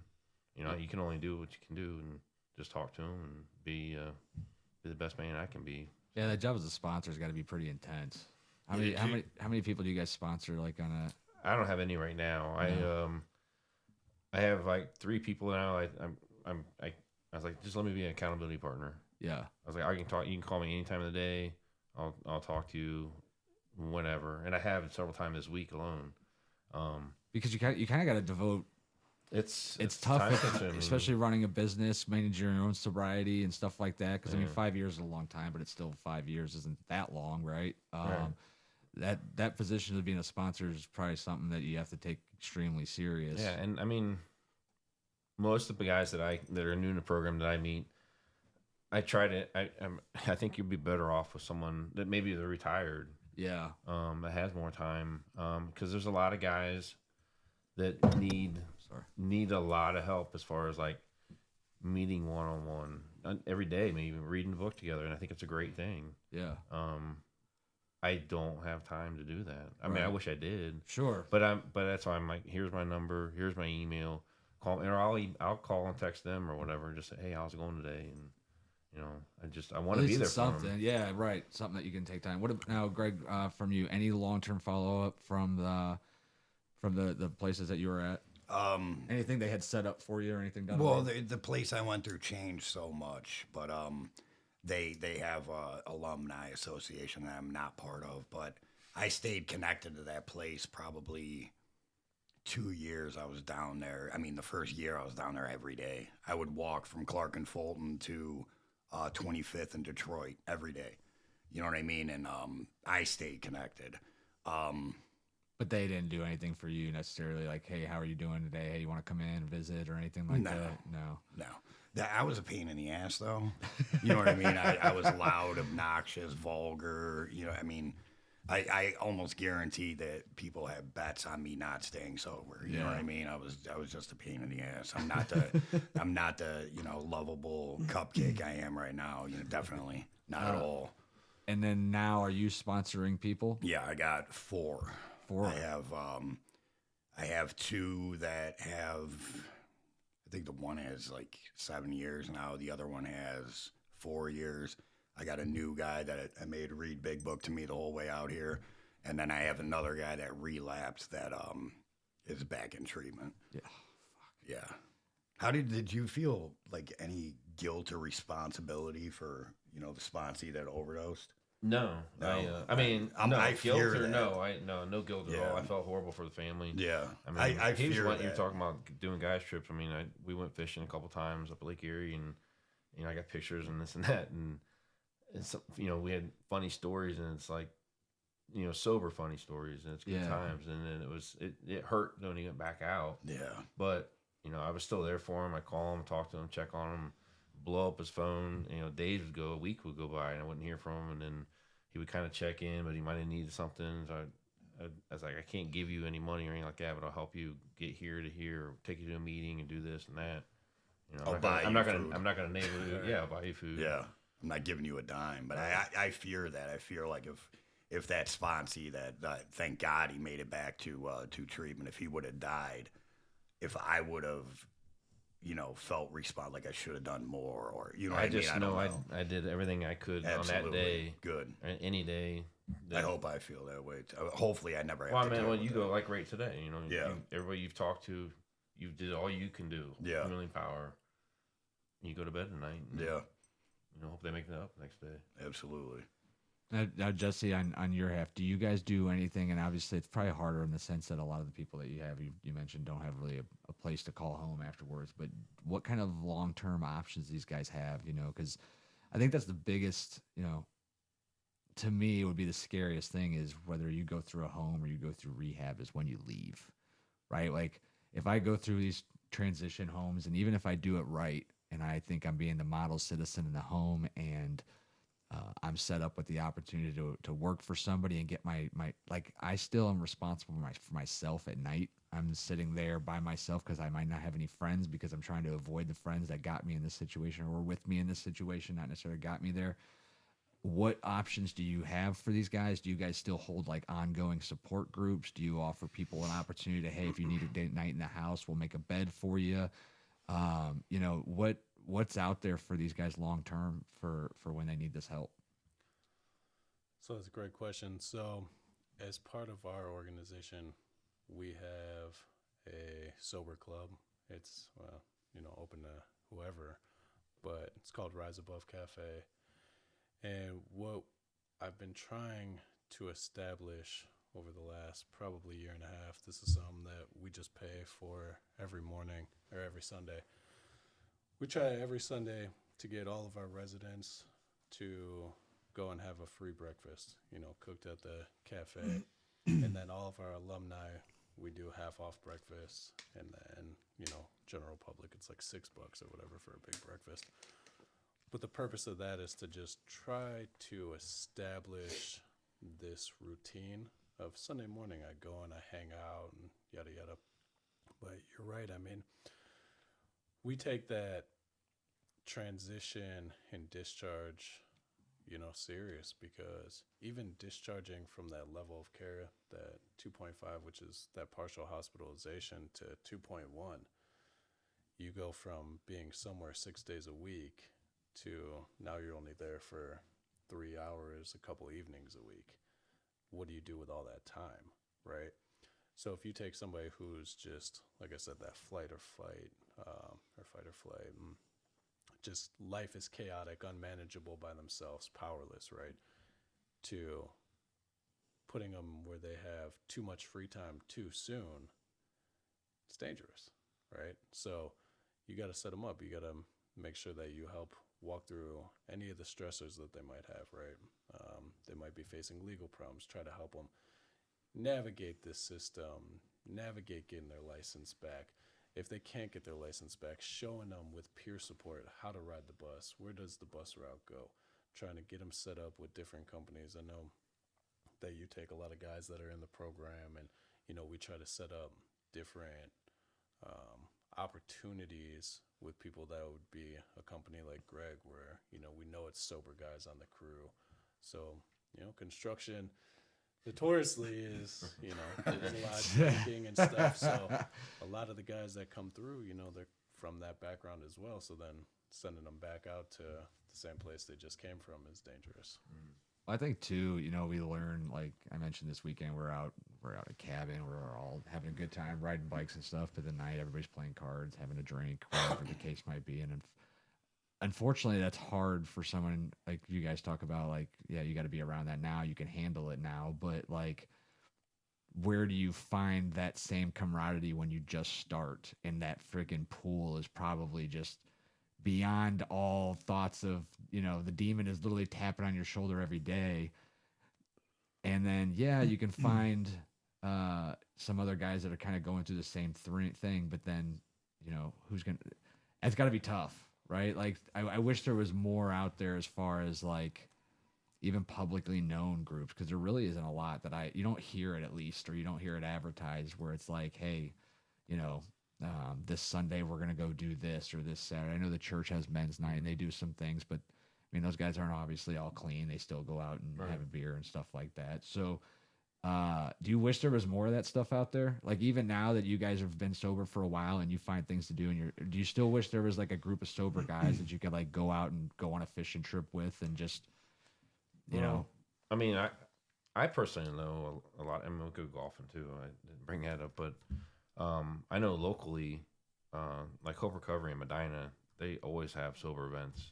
Whether dances or they have they got trunk or treating Thursday night out there, and whatever holiday like Christmas, New Year's Eve.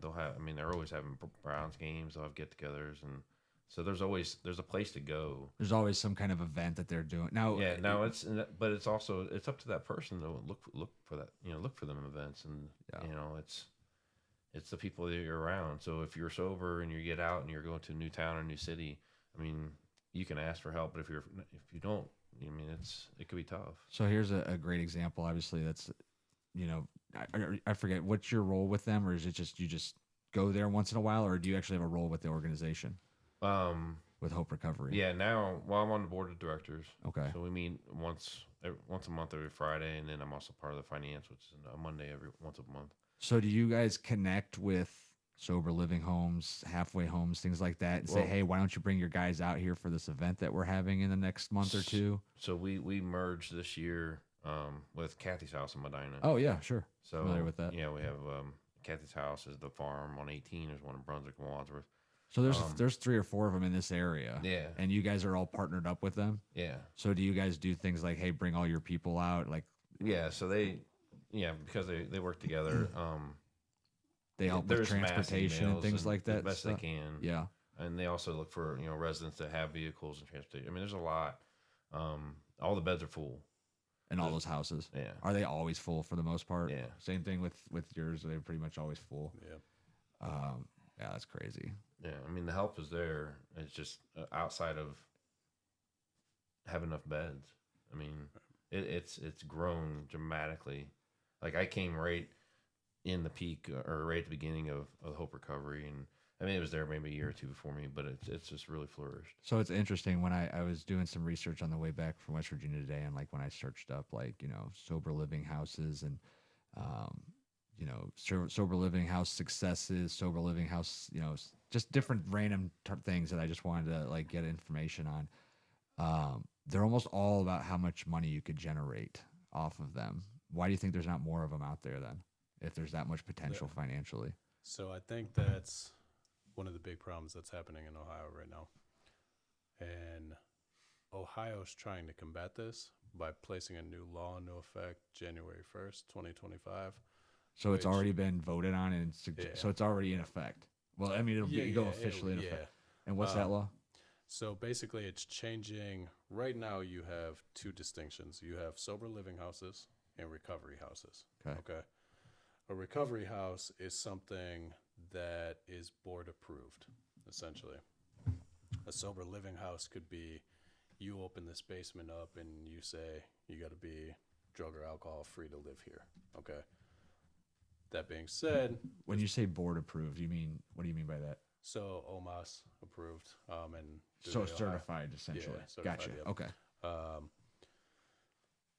This law has pros and cons, right? Like any law. They should be holding the recovery houses to a higher standard.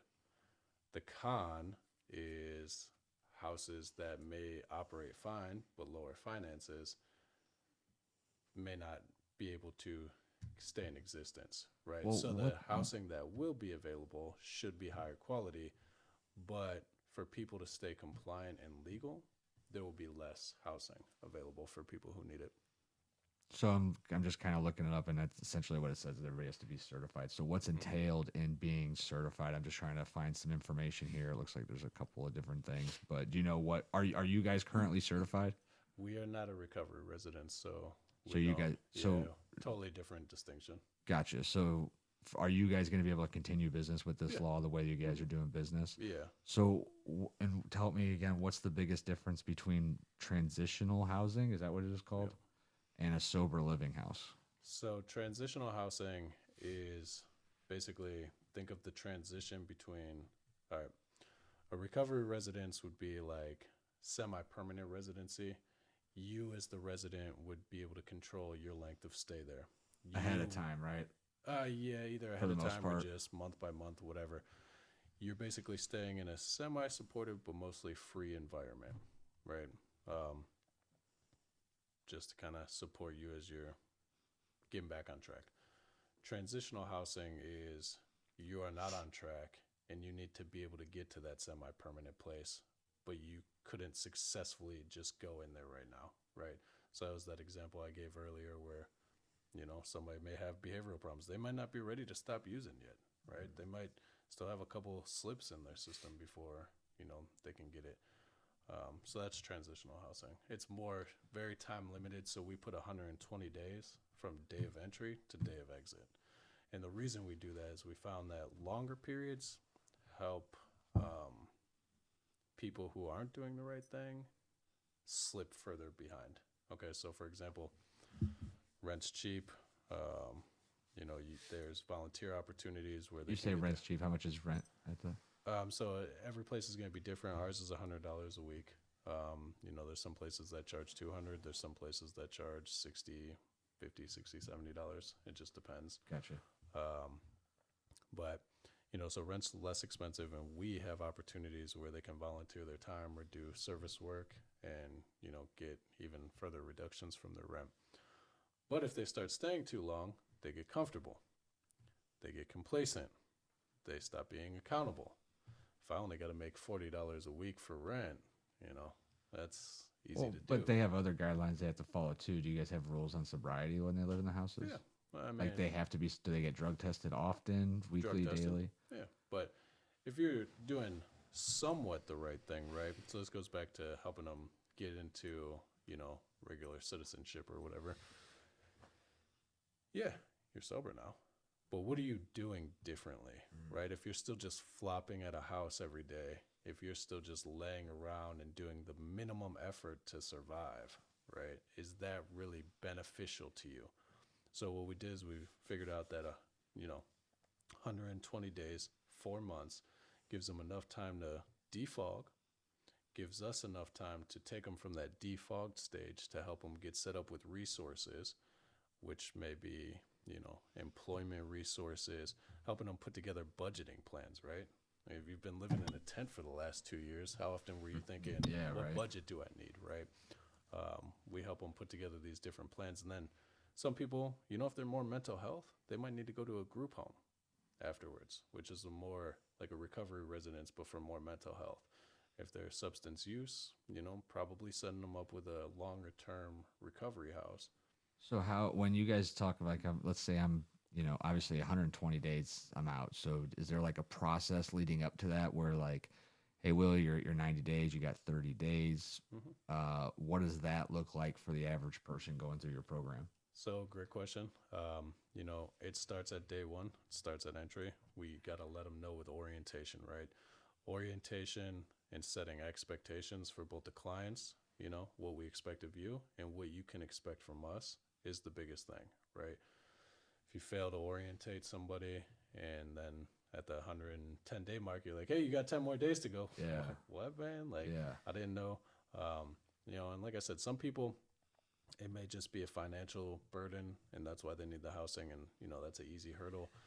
Other people, When you say it's an easy hurdle, how's that an easy hurdle? Because housing today, I think we can all agree, is you're not finding $400 a month rent anywhere that I can think of, unless maybe you're a single mom who's got some, you know, Section 8 housings and things like that available. But the average man who's got a full-time job isn't getting free housing on the market or even subsidized. So how does that help? Like, yeah, Jesse, I make $10 an hour, $400 a week before taxes. Like, I can't afford more rent.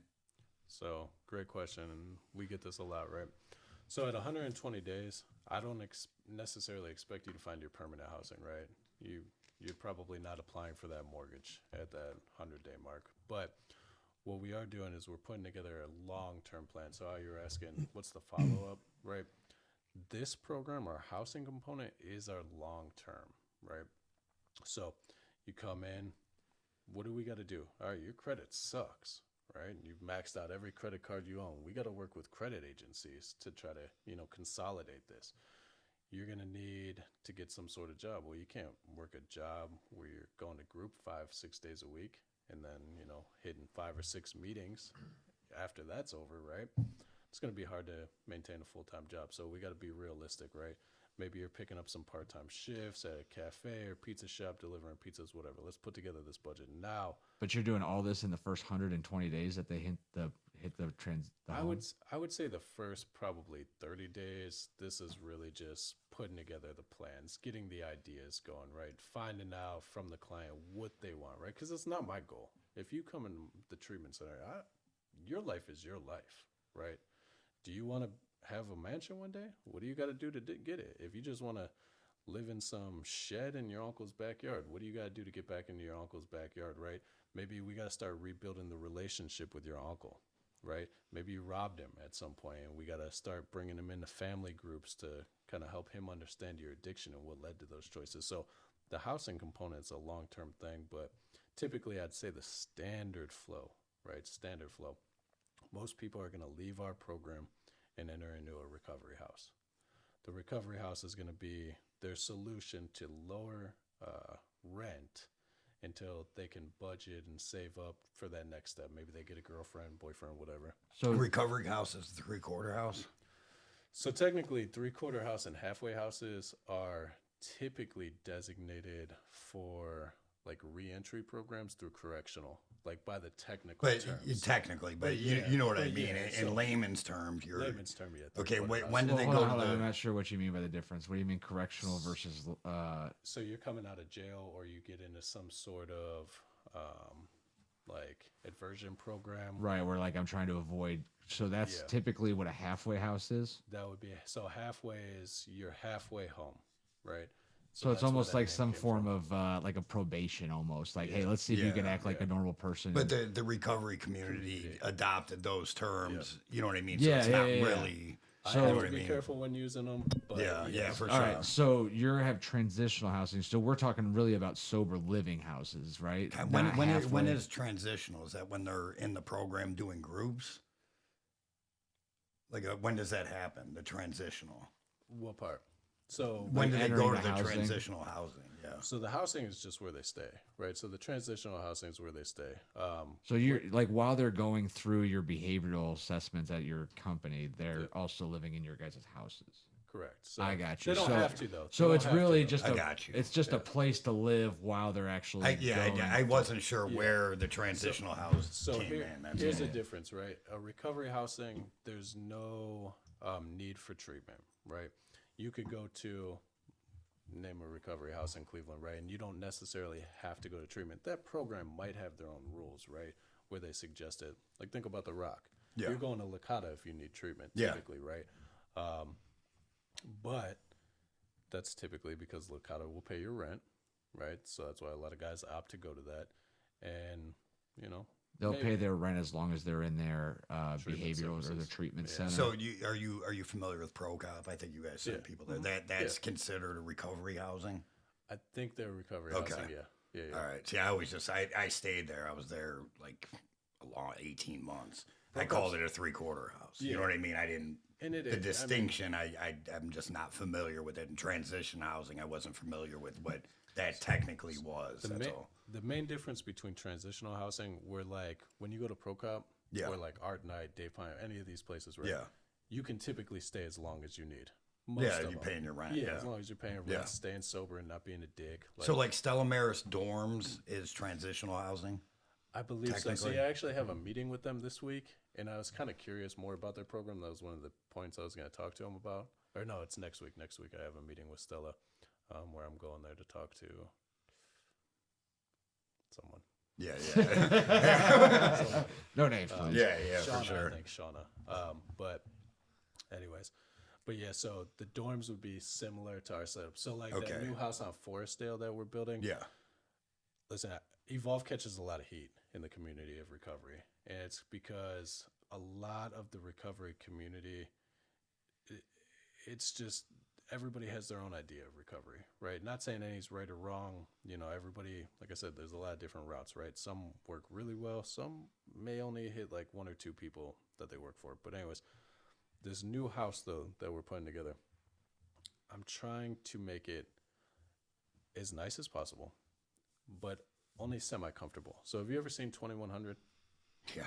Have you seen their new dorm No. style 2020? No. So 2100 is a male only It's a homeless shelter. Okay. Their 2100 side, which is like what is their 2100, right? Yeah, Is that your brand or whatever? Is that No, what no, you're it's saying? just the name. It's their The address address, also. I believe. Yeah, Okay, it's their gotcha, address. gotcha. But I wouldn't want to stay there. Okay.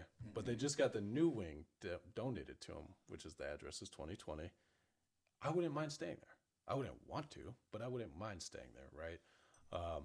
So this new house that we're putting together, we're trying to change the idea of our transitional housing. So the downstairs is just this huge kind of open concept with 3 showers in a room, 3 toilets, both have ADA accessible.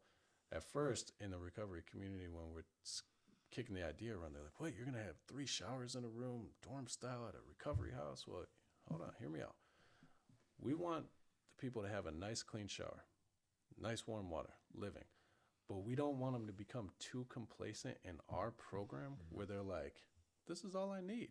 I can live like this forever. We want them to keep achieving that next level, right? Like Greg said, he never imagined being here, but he didn't just get there by staying stagnant at one stage. He had to keep working for it. So by, some, like I said, I'm just happy to see people living, but I'd rather just keep pushing them. And then, I found in our program, every program's different, but in our program, anything over like 3-4 months. No, again, somebody relapses, they're really behavioral problems. They got time. I'm not going to be a dick and just 120 out. I want them to think that, though. I want them to have the idea that I better work, otherwise it's going to happen. But, I'm a human. I'm not kicking somebody out in a Cleveland winter just because. So at that help. point, we're setting up 120 days, right? So what you told me is a lot. Like, you have to learn how to be an adult, essentially, and you're teaching 5-year-olds. Like, Greg tells us about it. It's like being in kindergarten when he was going through, his rehab. So you're teaching a bunch of kindergartners how to be citizens, budget a bank account, have a job, pay for rent, transportation to and from. I mean, I can't imagine learning that in 120 days in any form in order to be successful. But let's say I get halfway there and it's coming up in my 120 days.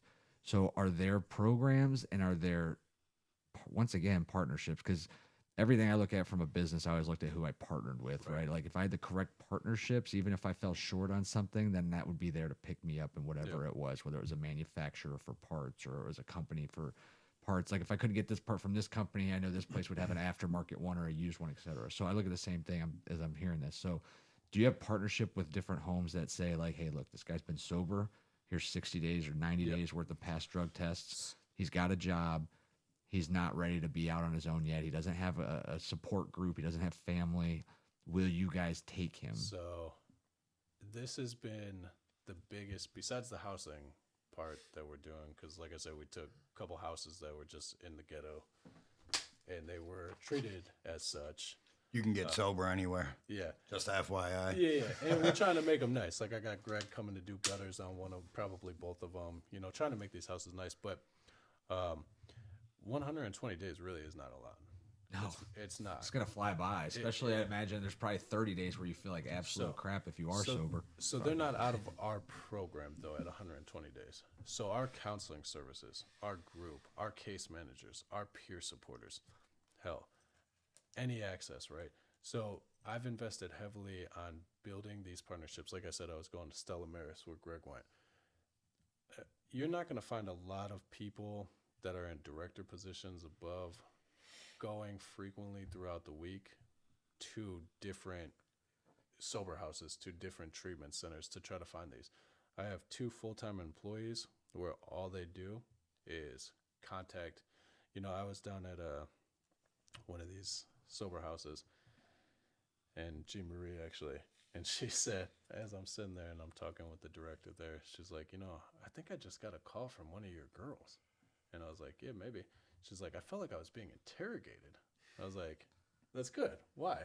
And she's like, she was asking me, do we accept pets? Do we accept couples? Do we da-da-da, And the purpose is we got this huge spreadsheet, which I can't wait till it's done because I'm going to share it with any person that wants it in the entire community, right? So if Hope wants a copy of it, we've done the research, and it's going to be a searchable list that will basically say, if you have couple that has a dog and and wants to visit their kids at least every weekend, here's the 3 options of housing in Northeast Ohio.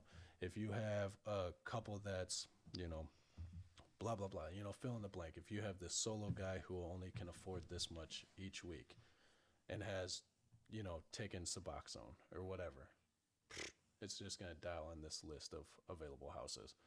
And I'm hoping that this is done soon. They already have that, don't they? I swear I've seen that before. We have some lists. So there's some lists, right? And we get mailers that it'll tell you, you know, blah, blah, blah. We have 10 open beds or 5 female, 6 male, da, da, da. This list, though, so for example, like, how many places in Cleveland do you know that will take a couple? Evolve, and maybe one other place, right? How many places do you know? Wait, so you guys take couples? Yeah, we take couples. Actually, I have I've taken couples that are same sex, and this was another thing we took heat about, and this couple's doing really good right now. They it was a couple, same sex, and they needed housing. Now, historically, that's Both a no. were they both not sober? Both not sober. Historically, this is a huge no-no in the recovery community. Go to separate places. You're opening up a domestic can of worms. I wouldn't. But I mean, whatever. I mean, you like It's trial and error. So I look at it as trial and error. If we case study it at the end of treatment, it didn't work out, then we know for next time and what didn't work out. But with this couple, right? And this is just the first one of this scenario. So we'll see how the next one. So you works guys, out. so this is the first couple you guys have actually No, done. no. Oh, not you guys. first So you couple. guys accept male Plenty of- female couples? Yeah, plenty. And So we how- would even take male and male because male and male is a little easier. We have multiple male houses. So we could put one male in one house. God, if one I was in a another. fucking room with fucking male, like, hey, I get it, you guys are sober and you need to pound it out, but that's enough of this Right. shit. So, But so wait, do they that have a exactly separate same. house for couples, or is it like that's how does our that long-term work? goal. That's my long-term goal. Is I want So you could have a house. man and because right now your houses are they Male. male only, female Yeah, only? So what? male. How do you house a couple? So right now it's 2 females. So that's okay. They're in the same house. Same bedroom. And so here's the By thing. themselves or with other women? Other women. And here's what Fucking happened. orgy going on in there. No, Fucking addict orgy, dude. well, I'm just saying, like that's at pretty the end of the day, intense. though, at the end of the day, they didn't come to me to help with sex conduct. Right. So even if they are orgying it every night, if they're staying sober, staying alive, and hitting the goals that they put on their treatment plan, that's what I care about. Are there cameras in these? I'm sorry. No. Actually, we have cameras outside in the rooms that are public rooms, like kitchen, so we know if somebody's tampering with food, etc. But anyway, so That definitely, when dealing with a bunch of liar, cheese, Yeah. thieves. So when they came in at first, my housing manager, she said, we got to put them in opposite rooms if we're going to accept them. And I thought about that, and I'm like, well, I would be mad if I'm laying in bed and then one of them sneaks out to go into the other one's room, because that's going to happen. Like, I got to be realistic. If I'm accepting these people, I got to be realistic with what's going to happen. Sure, They're going to sneak out. They're going to get into arguments. Do I want to be doing my 4-step, laying in bed, journaling some homework or something, and then have these 2 people arguing about some dumb shit that happened earlier in the same room? Or just go to your own room. If you guys are going to hook up at night, at least you're not sneaking out, being in bed next to somebody else, keeping them up. You're just in your own room, right? No problems. I haven't had any problems with them, at least with this couple. So this is the only couple you guys have currently, or you have male female couples? Oh yeah, we've had plenty of male female couples. Well, what do you do with them? So the only time I've ever had an actual issue with them, Well, I mean, where do they sleep? different Which houses. house? Oh, different houses. Oh, so you've had yeah, couples in yeah. the program, different houses. So Okay, my- that's what I meant. Okay. So, So you're saying it's not best practice typically where you have just a husband and wife in the same program. So Gotcha. typically that's not something you see. No, even detox. You cannot. I snuck and went to detox with my son's mother one time, and we got found out, and they almost kicked us both out. Well, I could imagine because you're Yeah. not able to concentrate on yourself. And Yeah. anything that's going on outside of recovery is going to come in and make your recovery that much harder, I Yes. would imagine. So the way we're looking at it right now, and it's I think been beneficial. We got a couple couples that are actually doing really good right now. Really proud of them. If this is somebody you've been using with, okay, or not using with, but they've been in your life, whatever, right? And you guys use just that's a scenario I haven't heard, but I'm sure I will.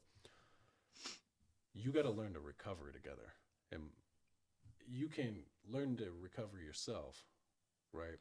But if you've been using this with this person, you guys trigger each other. How are you going to learn to communicate? So the benefit of them coming to our treatment center, right? If you and your significant other are in treatment together, and I'm your counselor, It wouldn't work. I get to hear. Well, you guys would be in different groups, so we don't allow Yeah. them in the same group. And in theory, if my counselors and everybody's doing the stuff the right way, you guys actually wouldn't see each other throughout the day you're here. Yeah. Okay. You would be on your own lunch break. She'd be on her own. It doesn't always work out like that. And, Yeah, you know, yeah. We get handprints on mirrors sometimes in the bathroom. It happens. But Well, so is there not rules about that inside the house? Like, I'd imagine, like, you got a same-sex couple that's obviously having sex. Like, are the other women allowed to bring men into the rooms, so or this men is bringing where women into their rooms? How does that work? this is where yeah. that's a great question. So no, there's not. You're not allowed to bring outside guests into the house, and that's for the safety of other residents, right? Sure. We don't want dope boys coming to the house. Oh, this is my boyfriend, right, or whatever, right? We don't want prostitutes coming. This is my girlfriend. Yeah, she looks like your girlfriend, right? And we've had prostitutes show up at our house. Like, it happens. So that's why we don't allow outside guests. Now, the sex thing, again, does it happen? With this couple, they've been together quite a long time. They're well out of the honeymoon stage. That's probably not their biggest desire right now. Yeah. Could be. I mean, newly sober, that's absolutely, Well, you know what I mean? It just, the Dopamine has to get replaced somehow. hopefully it doesn't happen there. You know what I mean? And I Right. wish them nothing but the best, but I see nothing but the other people being jealous that, oh, she can, you know what I mean? That's what I was could worried about. Yeah. And You know so what I mean? But it might work. I mean, who knows? You're not wrong. So this is one of the reasons that, instead of putting them in different rooms, just tuck them into their own room. So it's less of a distraction for other people, right? And again, it's trial and error. How are the other people doing at the house? This house, I can't even get an open bed because nobody there wants to leave right now, which is, good because I like to see this long term rather than just constant revolving door. But again, if nothing changes, nothing changes. And I don't think that the recovery treatment side is any different. Like I was saying, we do family counseling. So if Greg and his partner or his wife are in our treatment, I'm not going to say what Greg said, but when I'm talking to the wife later, I can maybe motivationally interview her to realize how she might talk to Greg, which might be triggering to Greg. If they're at different counseling services, that's just something that's getting missed, and they never see that, right? Just like with Rise Above. So I encourage all of our clients to just go expand, right? Find whatever recovery community works for you. There's places like Freedom by the Fire. There's Dharma Recovery. There's Hope Recovery. There's all these different places, and you got to kind of spread your wings. But when all they do is go to Rise Above Cafe, I don't hate it. And the reason I don't hate it is because it's our organization. So guess what? I have cameras. So if you're going to the meeting and you say you're going to the meeting, but guess what? You're just hanging out with your girlfriend out back by the dumpster the whole time. Now I can let your counselor know that that's what you were doing. If you're at some other meeting that's not owned by us, that you might be doing the same thing and come in, I was at my meeting. Here's my meeting sheet, da-da-da, and I have no idea. So it's like this pro and con where it's, always just learning, testing, case studying. So let's bring up the other aspect. Greg, you said you could get sober anywhere. Yeah. I know most of your things are in downtown Cleveland, right? So I've been to the Sober House Cafe. Yeah. Cool little spot. Definitely not a spot in the city I would definitely see myself in on a Sunday morning or Friday night or any other time. Anytime I park there. But I mean, obviously, you have to have opportunities in all the scenarios. But I wonder, is there anything shown that being in a different area from where you maybe normally live, and obviously that could affect work and things like that, but especially if you're pulling people off the streets, is there anything out there that says it's beneficial to pros get and these cons. people out of these different scenarios? Because I mean, let's be real, any inner city is going to have an issue with drugs, but it's also going to be very easy to get them. And it just to me, like, and I can only speak for myself, and I've been privileged enough not to have to go through one of these scenarios, but if I had, I can't imagine myself succeeding in that scenario. So that's why I find it interesting. Just because like you're already fighting so much with yourself, but typically if you're in an area where every day you wake up and it's like nothing but just the downers of the down, whether it's the people that you're surrounding yourself that are also going through the same struggles, you're not seeing very many success stories, I would venture on the, most parts. You look outside and you see a rundown city with rundown apartment buildings with rundown homes. You're sharing, and I've seen in some of these houses, have larger bays where it's 10 beds to a room, or some bays it's 2 beds to a room. You're not really able to customize them a lot, from what I understand. So it's very similar to a prison cell, only it's supposed to give you a little bit more freedom. I don't see a sign of hope, I guess is what I'm saying. So, but you're saying, Greg, it doesn't matter. Like that stuff doesn't hold you back. No, not at all. Like the sober house I went to. Well, first off, Stella Maris is where I went through, and the hood is right there. You hear gunshots all the time. But you got to look at it from this perspective. My mind is broken. It doesn't matter what I put in my body, right? That being said, an alcoholic, you go to get gas, you go to get groceries. The alcohol's right there. You know what I mean? It's the success rate is extremely low. You know what I mean? No matter what place you go to, some are lower than others. You know what I mean? But it's about being willing to change, and you have to want this. You know what I mean? If you don't want it, you're going to save your ass from court. It's probably not going to work. I know probably 5 people that went through drug court and stayed sober. And I actually had some guy, he had the ankle bracelet on, he was smoking crack, and he called me on his way to court when he was going to get arrested. And he said, Greg, I've always been forced into this, always, and it never works. And I said, well, maybe you need to think about that.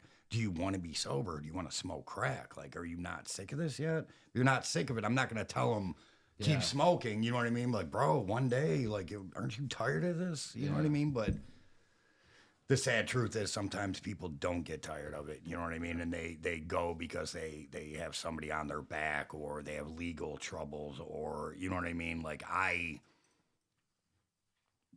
don't know what was different this time. Like I said, I had that God moment with my sister and being honest, but I did not enjoy myself. You know what I mean? Life was miserable. You know what I mean? And then I went to detox and something clicked, when I was in the dorms, and here I am. You know what I mean? Like I said, I bust my ass. I deal with a lot of annoying ass people, but you know what I mean? They help keep me sober. Like sponsees help me more than I help them. You know what I mean? I can see that. It's for sure. crazy. You're kind of guy that likes to help people. So, and Sean, you didn't get in any trouble legally while you were going through it, or did you have some? Oh issues? no, that's what I was just going to say. Is Greg, you brought it up about someone said, or you said, is like I was forced into this. I many times have been arrested and spent. I mean, the longest time I've ever spent in jail, I think, was 10 days, several weekends here and there and that. And so when I got sober, my last time I got in trouble was in 2015, was my last DUI. And then I got sober in 2020. I didn't have my back against the wall. Wasn't in any legal trouble. Everything was just like, it wasn't great because I hated my life. Yeah. But my back wasn't pinned. And that's when I said to the Holy Spirit, God just was like, just let's do it my way this time. He's seen me, fall and bust my face so many times over my lifetime, and 20 some years, and just finally just haven't looked back. So let me ask you this. I mean, and just based off of what you guys said, I don't think there's an answer, but I'm interested to hear. Do you think penalties regarding law involvement are too weak, too strong, don't fucking matter? It's individualized. I think it's individualized. I mean, Absolutely. because I have a lot of friends that got their first DUI and they will never drink and drive or anything again, or they have a plan. They're like, I like to say, they're normal drinkers. They went out and they had too many one night and they got a DUI. Yep. And then that scared enough of them that I'm not doing this. Right. In my mind, I got pulled over for speeding one time and I got a DUI. well, let's not speed next time I'm drinking and driving. So then I got pulled over for reading the stop sign. You're right, though. I mean, So yeah, let's not absolutely. run stop signs and get drinking. Let's not drive after 9 o'clock while you're drinking and driving. yeah, So I don't get pulled over for that anymore. Well, no, don't drink and drive. yeah. That's a common factor. Yeah, I'd say I can't. I mean, I've had 2 DUIs, and before I got my first one, I used as an excuse. Like, dude, I literally just got back from getting out of the military, like 3 days before all my buddies went out. It was like Wednesday night. It was ladies' night or something. $6, and you could get 6 drinks at the bar or whatever. Had a good time. I'll never forget the cop pulled me over. He's like, "How many drinks you have?" I was like, "I don't know, 3 or 4." I even left early. It's like 11:30. And he's like, "Well, how come you have like 15 Bud Light stickers on your hat?" And I was like, "God, that was a dumb idea." But I was like, "Oh, it's just one time, no big deal." And then 10 years later, I got one, and it was like, holy shit! Like, it's not even the fact I got one at 22. It's not even the fact I got one at 32 while I was going through my divorce. It's the fact that in between 22 and 32, I remember one time me and my buddies were in Akron partying, and some girls called us to come to Columbus, and we just took off, and we've been drinking all night. It's like 1 o'clock in the morning. I woke up driving down the median of I-71. Somehow at the exit I was supposed to get off to go home instead of keep going to Columbus. I was like, holy fuck, we're going to fucking park at the gas station. I can't believe I just drove. But there's times like that where it's like, holy shit, I was driving like fucked up, and it didn't stop me. And then when I got in trouble that second time, I was like, what are you doing? Right. Like, there's not going to be a third, like, you're not going to get an out of jail free card on a third one. Like, it's already cost you X amount of money. It's costed you maybe an opportunity to work somewhere or whatever the case might be. But so I know if that was me, right, that first one didn't scare me enough. Right. There's got to be people that fucking nothing scares them at all. So it's like, what point are there for laws that are, you know what I mean? Like, what does that harshness really help? So I think that's such a loaded question because if you think about it, right, if somebody is just getting caught for using, right, let's say public intox, okay, you get 1, maybe fine, 2, 3, 4. Now the judge has a rap sheet on you. You go to jail for that. What are you learning in jail? Now you just want to drink, but you can't get alcohol. But what else is in jail? Something's out there that somebody's going to offer you for your commissary or for somebody's cash app, right? And if you're desperate enough, you might take that. So I can see Cash App. You got Cash App in jail? Oh yeah. Put it on my buddy's books, and I'll make sure you. Get what you I was want. like Cash App, like fucking Venmo. No, and shit? yeah, no, absolutely. Hey, call somebody on the outside and tell them to Cash App this Cash App $100. Oh man. Oh yeah, then you sell stuff for 10 times the price that you could on the street in jail. That's crazy. David, I'm interested to hear your thoughts on that coming from law enforcement. Did you see one way or the other? Do you think that it would improve or change anything? You got some interesting statistical input over there on this aspect. Are you actually asking for stats? Yeah, I'm just curious. I'm sure you've been looking stuff up, and I'm sure there's, states that are doing it wrong, like California. But So there's definitely been this whole sliding decriminalization over the last decades. The very first time I went to a police academy graduation, I remember the sheriff of Los Angeles County sharing a story that when he graduated the academy, like just having a joint in your car was a felony. And this was in the 90s, and he's like, yeah, now you have a joint in your car, we write you a summons and then we send you on your way. And then of course today, everybody in California has joints in their cars, factory equipped. But yeah, I mean, I don't know. I think we'd probably put everybody to sleep with some discussion on the different states and everything about decriminalization, but we're definitely, it's moved over to the harder stuff, right? Seattle, Washington was the first city to allow personal use, and it wasn't by law initially. It was just the police just said, we're just not going to arrest for it anymore. It's a waste of our time, and there's just too much. And so it eventually became law up there, and then they got an influx of population, so that now they've got a population and a homeless problem and all of that, right? Oregon followed suit. They did the same thing in 2020, although last year the voters recriminalized everything because Portland was turning into Seattle, and they didn't want that, right? But here's a question I have for you guys, just your personal thoughts and your ideas, not only on, the decriminalization, but what do you guys think about like the states and the areas that have public injection sites? Like, do you think that's helpful for the problem? No, because you're going to run out of it. You always have to pay for it. So when you run out of it, you're going to rob somebody. Because you can shoot up in public, you know what I mean, and it's not illegal. That's not going to stop any crime. Because when I ran out, I didn't care who it was. I was robbing my mother while she was dying in the hospital. That's the type of piece of shit I was. So, you know what I mean. And I don't know. I don't want to get into what else I've done. You know what I mean, criminally. But statute of limitations exists. yeah. But For the record, Greg did not suck dick. no, absolutely. That is Just want to put that out there. Yeah. I don't think he sucked any dick. Want to make No, sure and everybody here knows no that. judgment to the people that did. You know what I mean? That's a yet for me.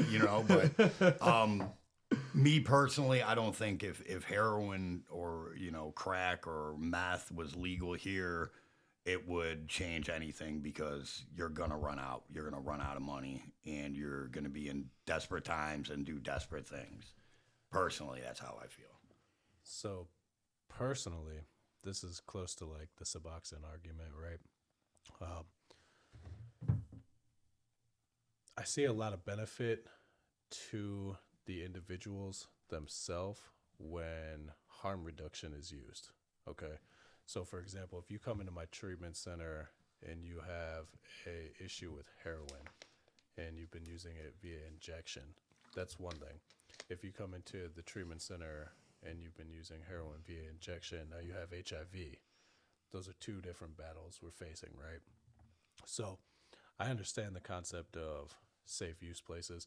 Hell, I carry so much Narcan in my car at any given time. I actually had to use it on a guy and pull a little kid out of a car one day as his dad hit the fucking gas, nodding out. But when I look at these safe spots, there's pros and cons, everything, right? So you have the pros where if somebody nods out, maybe, but is it discouraging that behavior, right? At the end of the day, is it making it more socially acceptable? Like, is weed a gateway drug, right? I don't know, but it's pretty socially acceptable where going to a dealer and getting a joint isn't that big of a deal. I used to sell drugs. You come to me for a joint, check it out. I got the Xanax. If you love smoking weed, you're going to love this, right? I got this cocaine. This is fun. See, when they say gateway drugs, I don't mean to cut you off. I don't think it's a gateway drug because I get high on pot. I want to get high on something else. I think it's a gateway drug is because if you think about the stages, at least of my generation, you guys are almost all the same age as me, is, you're 40 or you're 14 years old. Cigarettes are illegal for you to buy, but your friend gets them from his dad's extra pack and brings them to a party, and you're like, cool, I'm smoking a cigarette, right? Same thing with drinking a beer.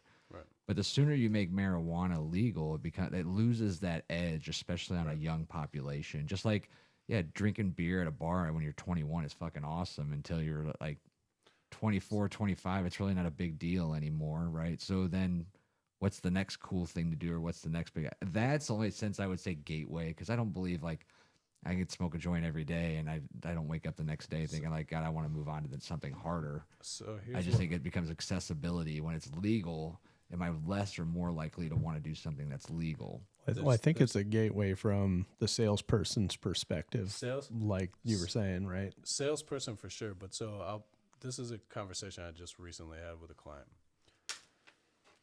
He came in because he was using fentanyl and quote unquote lean. Okay. He told me he's going for a job interview, just moved to IOP, he's doing good. He told me, he said, I can't wait till I can smoke weed again. I was like, well, what do you mean? You're in IOP. Like, why is that a thought that you're having right now? He's like, because I just miss it, man. I miss smoking weed. It makes my life so much better. I said, okay. I understand that. I've been California sober, which is, you quit the hard drugs and you still smoke some weed. Some people count drinking too.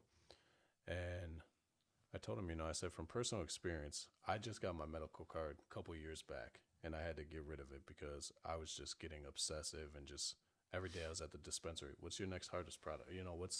What's the next strongest product you got? And I realized that it's not going to be long until I go to that next drug again. And I don't ever want to go back to Xanax, Percocet, Sopanas, any of that type of shit. But I told him, if I can't hang out with my kids, my wife, my friends, go to a movie theater without smoking a joint, which is what was happening, it's not that my friends are boring. It's not that the movie's boring. It's that something is wrong within me and I need to be able to, enjoy this stuff. So if you're saying your life sucks without smoking weed, that's a thinking problem, right? That's a behavior problem. And it's not fixed yet. This is something you got to keep working on. But as soon as I said, as soon as you start smoking weed, eventually the movie's going to be better if you're on some lean, quote unquote, or you're going to feel better when you're just chilling at home on a Sunday night if you get a little more fentanyl. So I think it's that dangerous cycle for the people that have that, distorted brain. Well, I think addiction could be anything. You could be addicted to working out, honestly. Right? You could be addicted to work, not taking any time off. It's that chemical imbalance that really fucks the brain up. My wife would tell you that I was addicted to 5-hour energy drinks, and I was like, and nobody thinks they taste good, but for whatever reason, the grape ones, I was like, God, the grape ones just taste just a little bit shitty, but a little bit good enough to where I just enjoyed it. And then I was like, I don't know if you guys know what vitamin B poisoning is, right? But like you wake up in the morning, like if you drink a lot of energy drinks, like I know we got, Aunt Kimmy who likes to drink her Monsters, like that vitamin B that's in almost everything that you drink. If you look in the parentheses, it's like based off of like cyanide, whatever the hell it is, right? So like if you just drink one, it's not a lethal dose, but it's a derivative of cyanide. So like if you drink too much of that vitamin B, you'll wake up and like your fist, it'll hurt to make a fist, or your joints will hurt, like in your bones you'll get inflammation and stuff like that, and that's because you're low dose poisoning yourself just very slowly. But even though I knew that, I would still be like, oh, I'm at the gas station, fucking 5-hour energy drink, fuck it, and just not doing that is hard. So now it's like, oh, I'll do them on Saturday. Oh, that'll be my treat for the week if I make it the whole week. But it's like it's still there. Where if I have one on a Saturday, well, 2 hours later I have two. It'd be the point where I could take 5 of those things and still go to bed 30 seconds later. Like it didn't give me any more energy, right? But it was that thought process, like, oh, I just had one, I could have another or whatever. And I'm not saying it's anywhere near the same kind of pool as drugs and alcohol, but it's no different. You look, everybody knows pop is bad for you. But how many people can drink a 6 or 8 pack of Mountain Dew or Pepsi in a day and be like, oh, it's no big deal when you're just killing yourself another way, right? They can't stop it. They're addicted to that caffeine. And Greg, I know you're still a smoker, right? Yep. Yeah, fucking that's a fucking pool. I mean, I've been smoking since I was 14 years old, and I've quit for a year, and then like something would happen, and I'd be like, oh, I'll just have a fucking cigarette with my buddies, and then before I know it, it'd be 3 the next day. And then it'd be like 6, and I'd be like, fuck, let me buy you a pack, dude, because I bummed like 5, 6 cigarettes off you in the last couple of days. And I might as well buy myself a pack. I'll just smoke one when I really want one, and then like, bam, just like that, a pack a day right down. You know what I mean? Quick. That shit's scary, dude. And that doesn't even have the same mental strain as like drugs do, right? Cigarettes were harder than heroin, honestly. Like I quit right when COVID happened and I started smoking. I found the excuse to start smoking again when we got locked down. I'm like, oh, I don't know, this shit's coming from China. We're going to die anyway. I might as well smoke, you know what I mean? But that was harder, like with, going to treatment and getting away from it. Cigarettes, I could just walk outside and smoke, you know what I mean? So yeah, it was harder. And in my mind, it's not going to kill me when I light one cigarette. Heroin, I could snort a line or shoot a little bit and I'm dead. Well, I think that pull is too, like with smoking particular, it's like you said, one time's not going to kill you, but two, you can do it when it's cold out. You do it when it's hot out. You can do it when you're a bunch of friends. You can do it when you're a bonfire. You can do it in lieu of drinking. So you're like, hey, at least I'm not drinking a beer. I'm going to go outside and smoke. Like I need to get away from this crowd for a minute or whatever. Or, hey, I had a fight with my wife. Fuck you. I'm going to go sit and smoke. So, yeah, but all those are all the crutches that they probably teach you in addiction that are all the shit you need to, that's why you need to not do it. But it's fucking hard. Like, now to this day, I still smoke Black & Milds because it's similar to smoking, but I feel like it's healthier for me than a pack of cigarettes. Don't know why. I just allow myself to, I used to go, like, smoke 1 Black & Mile a day, maybe 2. Or I'd split one with my wife. Now I feel like I could smoke a pack of those fucking things in a day and not even blink an eye. And it's like, God damn it, that bastard got me again. Like, they made menthol versions for a while. Yeah, I remember I was sitting in the hood waiting on the dope boy, and I was at, obviously I was at some little corner store off of Eddie Road, and they had anti-Black & Mild ads. and the Black and Mild ad said Black and Mild, Black and Dead, and I still remember that. I'm like, dude, like they're they just I don't know, menthol and Black and Milds and Colt 45. They just always advertise that Couple anywhere. Mad Dogs. Yeah, all over the hood you see that. So it's kind of ridiculous. So one thing that I'm considering, and I probably won't do this, but at the treatment center, how many people die a year from overdose? Somewhere in the realm of like 4,000 or 5,000 in the U.S., right? Wait, Give or More take. than 4 to that, right? 5,000 people? Per year. No, Death. God, Death. no, way more than that. Yeah. Hundreds of thousands. Of overdose per year? Yeah. Oh my God, yeah, it's something disgusting. Like I Yeah, thought I it's just heard. ridiculous. I actually just think I heard Vance do something like in the last. Hold on a second. Drug. Yeah, it was 107,000 drug Yeah. overdose deaths in 2023. Yeah, I was gonna say over since COVID, it's been like over 500,000 deaths. I think. Yeah. from What is it in overdose. Ohio? That's probably That's the probably the number. Looking up. But I mean, that number is not going to get smaller, right? And no. you know, we don't want to turn this into a politic fucking segment. But when you talk about like what's going on at the border right now, you allow all these people just to come in. Like, what do you think? How do you think they're earning a living and making money right now? Yeah, that number is 44,723. So in Ohio, Specifically in Ohio. So when I was looking this up, I was looking at the Ohio numbers. Okay. So in Ohio, there's about 5,000 deaths yeah, from opiate A from year. overdose. yeah, a year. And when you look up the deaths related to nicotine, it was like 4 to 5 times that, maybe like 25,000 or something related deaths. So I consider that we're an addiction treatment center, but yeah, we have a smoking section. There's really no You're gonna take away difference. cigarettes? Well, 20,000 So- people in Ohio last year.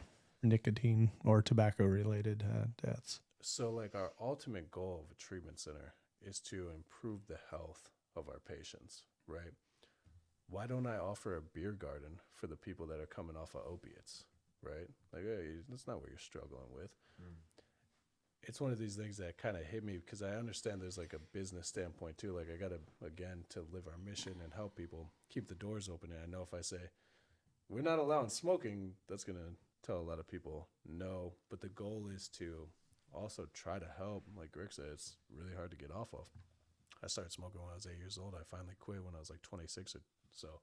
I tried to quit for a little while, and I was like, I'll just smoke Black and Milds because it seemed healthier. And, you know, but honestly, out of almost all of the things I quit, like I just ran 2 miles for the first time ever, like 6-8 months ago. I've never ran just 2 miles straight in my entire life. And now I can do that, and it's not a big deal. But like 10 years ago, I couldn't even imagine running more than like 3 laps without being. Well, what are you gonna do? Are you gonna like help them quit smoking, or Well, are you yeah, gonna so get 'em- ban smoking? Well, so help them with like the patches and stuff, or you know, just Good try luck. to reduce it. Because like right now, we help them with making sure that they have tobacco, right, if they need it. Yeah. Because you know, here's some tubes, here's some tobacco. You know, make sure that the lesser, but is it really the lesser of 2 evils? It's the less instant of 2 evils. Absolutely. So the only downside, get closer to Mike. The only downside I could see with that is specifically in regards to what else are you gonna ban, right? Because caffeine is just as addictive as smoking is. So then do you cut out caffeine? There's no caffeine in recovery centers. Well, I could coffee, I guess. Well, that's what I'm saying. And Yeah. when I think of AA, that's exactly what I Yeah. think of. Is I think of old guys. Like I remember going to AA with my dad after I got my first DUI at 22, and I had to say I'm an alcoholic, and I was like so embarrassed, but whatever. I mean, that's not, you know. But I remember everybody smoking cigarettes and drinking coffee before, after, shit. Sometimes even during the meetings, because back then you could smoke in a lot of the places that he took me to. So yeah, I mean, I get it. It's a great idea to fight addiction, mind over, power and all that stuff. But at the same point in time, like, man, that's a lot of battles that you're fighting at the same time. Absolutely. Yeah, if you told me, like, when in my early recovery I had to quit smoking too, Probably wouldn't have went. I'd tell you to go fuck yourself. I mean, I'd be sneaking cigarettes or something. I don't even know what I would have done. You'd be creating those bad habits Yeah, still, right? something, I would so- imagine yeah. the same thing. Like it'd be too easy. Like, oh, I'm gonna go to the gas station, get a cup of coffee, and fucking smoke a cigarette. Yeah, that's what we used to do with Red Bulls because we were not allowed to drink Red Bull. I mean, I couldn't afford Red Bull. I was buying Rippets. But you know what I mean? We'd say, oh, we're going to the gas station. We down them things before we get back. Yeah, you know and what I then mean? what habit is that teaching you in Yeah, it's return? alcoholic you're, behavior, You're yeah. lying. You're fucking doing all this different stuff. So I can imagine. So, but I mean, I like the premises. I just feel like, man, the support would have to be incredible Yeah, in order to do absolutely. it. And then I'd be worried about how many people would just be like, well, then this isn't for me and leave like right away. I think this is one of those like memes that you see where it's like expectation versus reality. Yeah. Yeah, absolutely. So that's why I haven't put into place, like, Expectation of full, but all these beds with happy people smiling. Yeah. And in reality, all empty beds, the roof's caving in. You're like, shit, that backfired. Yeah. All right, so you guys both sober 10 years, 5 years. What do you owe your biggest success to? Like after you got sober, that was on you. You made that choice, and obviously every day you mentioned, Greg, it's your choice every day to stay sober.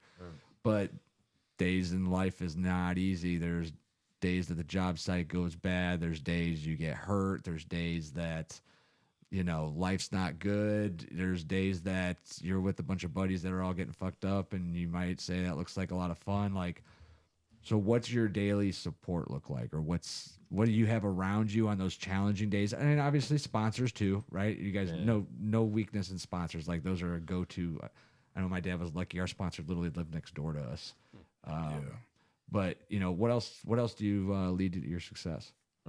For me, my daily routine is after I get up and get ready, I go downstairs and I have three prayers that I read. I have a couple short readings, different books that I read. I talk to God for about 5-10 minutes, get myself right with Him, ask Him to help me, and thank Him for help keep me sober the day before. I have to get right with God before I look on Facebook and before I do this and before that, before I turn on the news and watch, see what's going on, all the crap that's going on out there. And then you have to retrain your brain. I did. I had to learn how to think properly and learn how to be open to other avenues. If work is a problem, instead of just throwing my hands up in the air and go hiding and drinking and whatever, okay, let's deal with it. It's life on life terms. I mean, things are going to happen. Not everything's great. My cousin just passed away this week.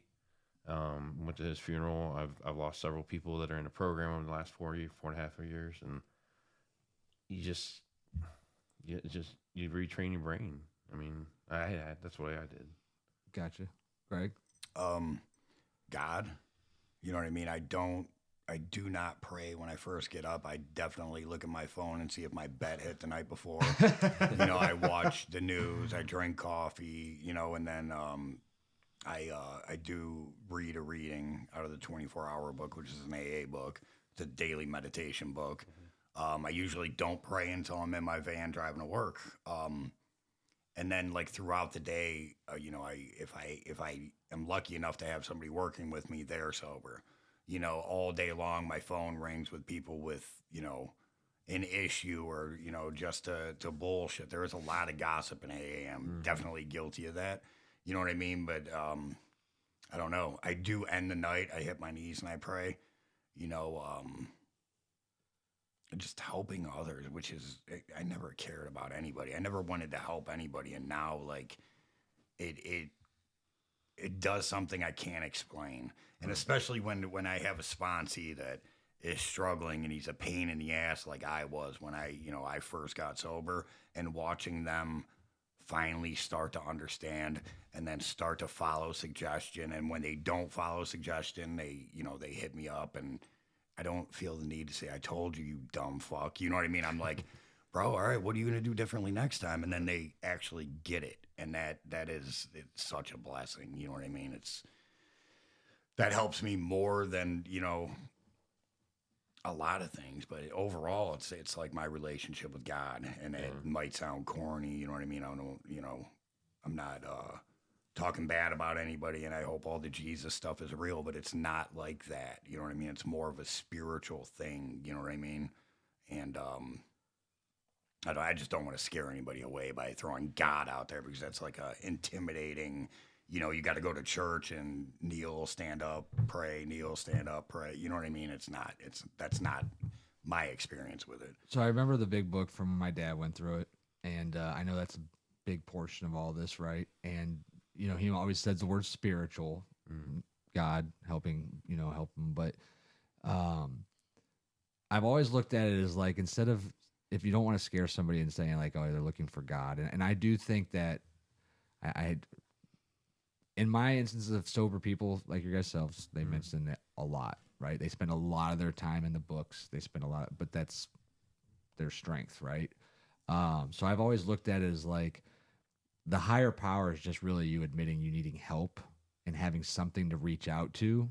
And if you don't have something, like if there's not a wife at home, if there's not kids, if there's not mom, dad, if you don't have these other people to ask for help, whether it's I'm having a bad day, if you don't have a sponsor to reach out and say, hey, I need you right this moment, like that higher power is always available to you, regardless of what you believe in, whether it's the Lord Jesus Christ or Allah or, just whatever it is, like just a spirit that's up there that, is going to take to the next It's step. something. It's just absolutely. something that you have to always talk to and ask for help. And it's really, I mean, it could be just yourself. It's just a way of asking yourself, like it's your stronger self. It right? could be like when I pray, I could be like, I don't believe Like talking to this, but yourself, It could be kinda? like brainwashing myself. But I've heard a lot of people say God is good orderly direction. Right. You know what Yeah. I mean? Like that's a great way to look at it. I've heard that said a lot. Well, you it's know like what I mean? church. I always looked at church as like a way to learn some basic morality as a human being. Absolutely. Right? You don't have to follow the Bible verbatim in order to be a good Christian, but like you could be a good person. Yeah. And it's great for teaching those daily morals and praying to a higher power or praying to God. I've kind of looked at it as like, it's really just my very best self, because I know that if I say, hey, God, I need you to, I don't know, build me a bigger house. Like that's not a reality, That right? don't I work can't like ask God to do that. If I get cancer, I can't say, hey, God, please heal me. I'm going to be the one person you need to heal of cancer because it's going to help me. But I can say to my higher power when I'm praying, and it could be my very, very best of me, the part that doesn't have any flaws, the part that doesn't have any weaknesses, that part that's always the strongest when I need it to be. And I could look at it as like, that's who I'm talking to when I'm praying or when I'm going to that spiritual side of things, to say like, no, motherfucker, you got this inside of you. Like you've been through worse. Like you can get through this. So like it's all just how you look at that aspect, and church is a great way to meet other people that are like that. Just like AAA is an opportunity to meet other people that are like that. They all have different beliefs. They all probably look at the big book and everything that's in the way, like spiritually differently. I'm sure, right? Because there's obviously people that are Native Americans that go through it. There's obviously people that are Muslims that go through it, and all these different aspects. Like, no, we don't all pray to the same God in our religions, but that higher power can mean anything to really anybody. Absolutely. And it doesn't tell anybody they can't be there, like they can't listen or they can't be a part of it. I sponsor all kinds of people. I've sponsored a Muslim guy. I've sponsored somebody that was extremely Christian. I've sponsored just somebody that felt like I do about it. And then I have one that has no. I was explaining before the meeting to him that there was no conception of a higher power. There is nothing. You know what I mean? And he struggles. You know what I mean? And that's what the whole book is. There's more ways to get sober than just AA. I don't want anybody to think that it's a monopoly. You have to do AA. That's what worked for me. Right, You know what yeah. I mean? And that's what I live by, and that's what I'm gonna try. That's the only way I know how to help people. So, but that's very important to me. I don't start my day with God. I do end my day with God, and I thank God every day, for keeping me sober another day. But I have to do all the work. I have to do the footwork. See, when I was trying to get sober, and like I said, I knew AA from my mom, right? I always ended up at lead meetings, and that was just what happened for me.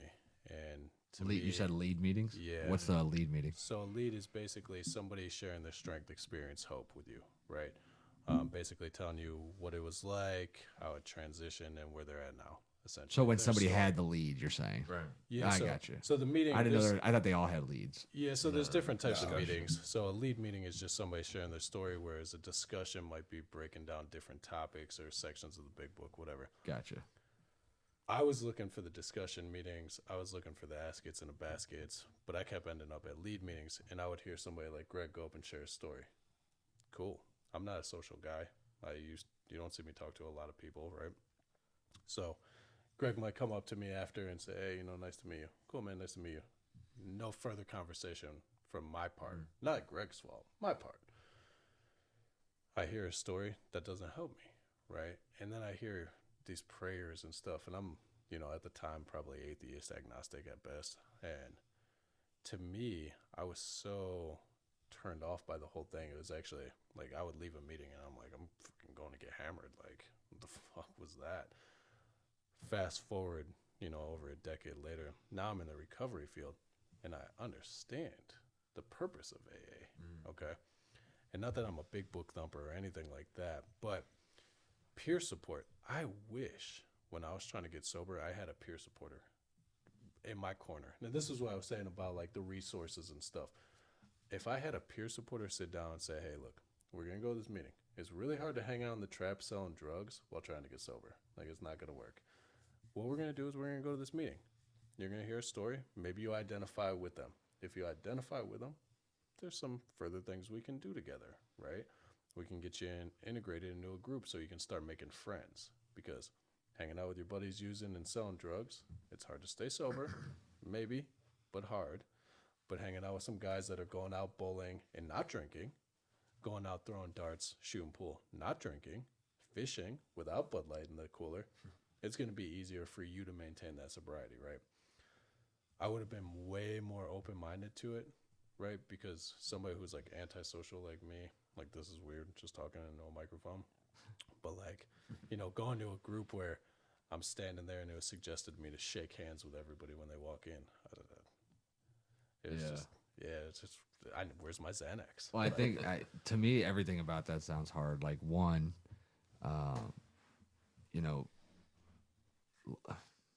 making new friends is hard, right? Especially when you're not used. Well, just in general, it's just hard to meet people that you can actually I gel always use with. drugs to make friends. Like half the people are crazy, right? Or like a lot of the friends that you have, the shit that you do together is the shit that you do when you meet new people. Like, oh, hey, this is my buddy. When you're at a Super Bowl party and he's got a beer and you got a beer, hey, well, can I get you a drink or whatever? Or, Cheers. whatever the case might be, and meeting new people. But there's opportunities out there. I think a lot of people just don't know. So my question to you two today, right, knowing what you guys know, and what you hear from, new members or new people that are sober, what are some things that you wish, I don't know, if you had an idea of like how to get people help sooner, like if there was something out there, if there was programs out there, have you guys ever thought about like what you wish was out there? And then a second part of that is you guys both own companies now, correct? Yeah.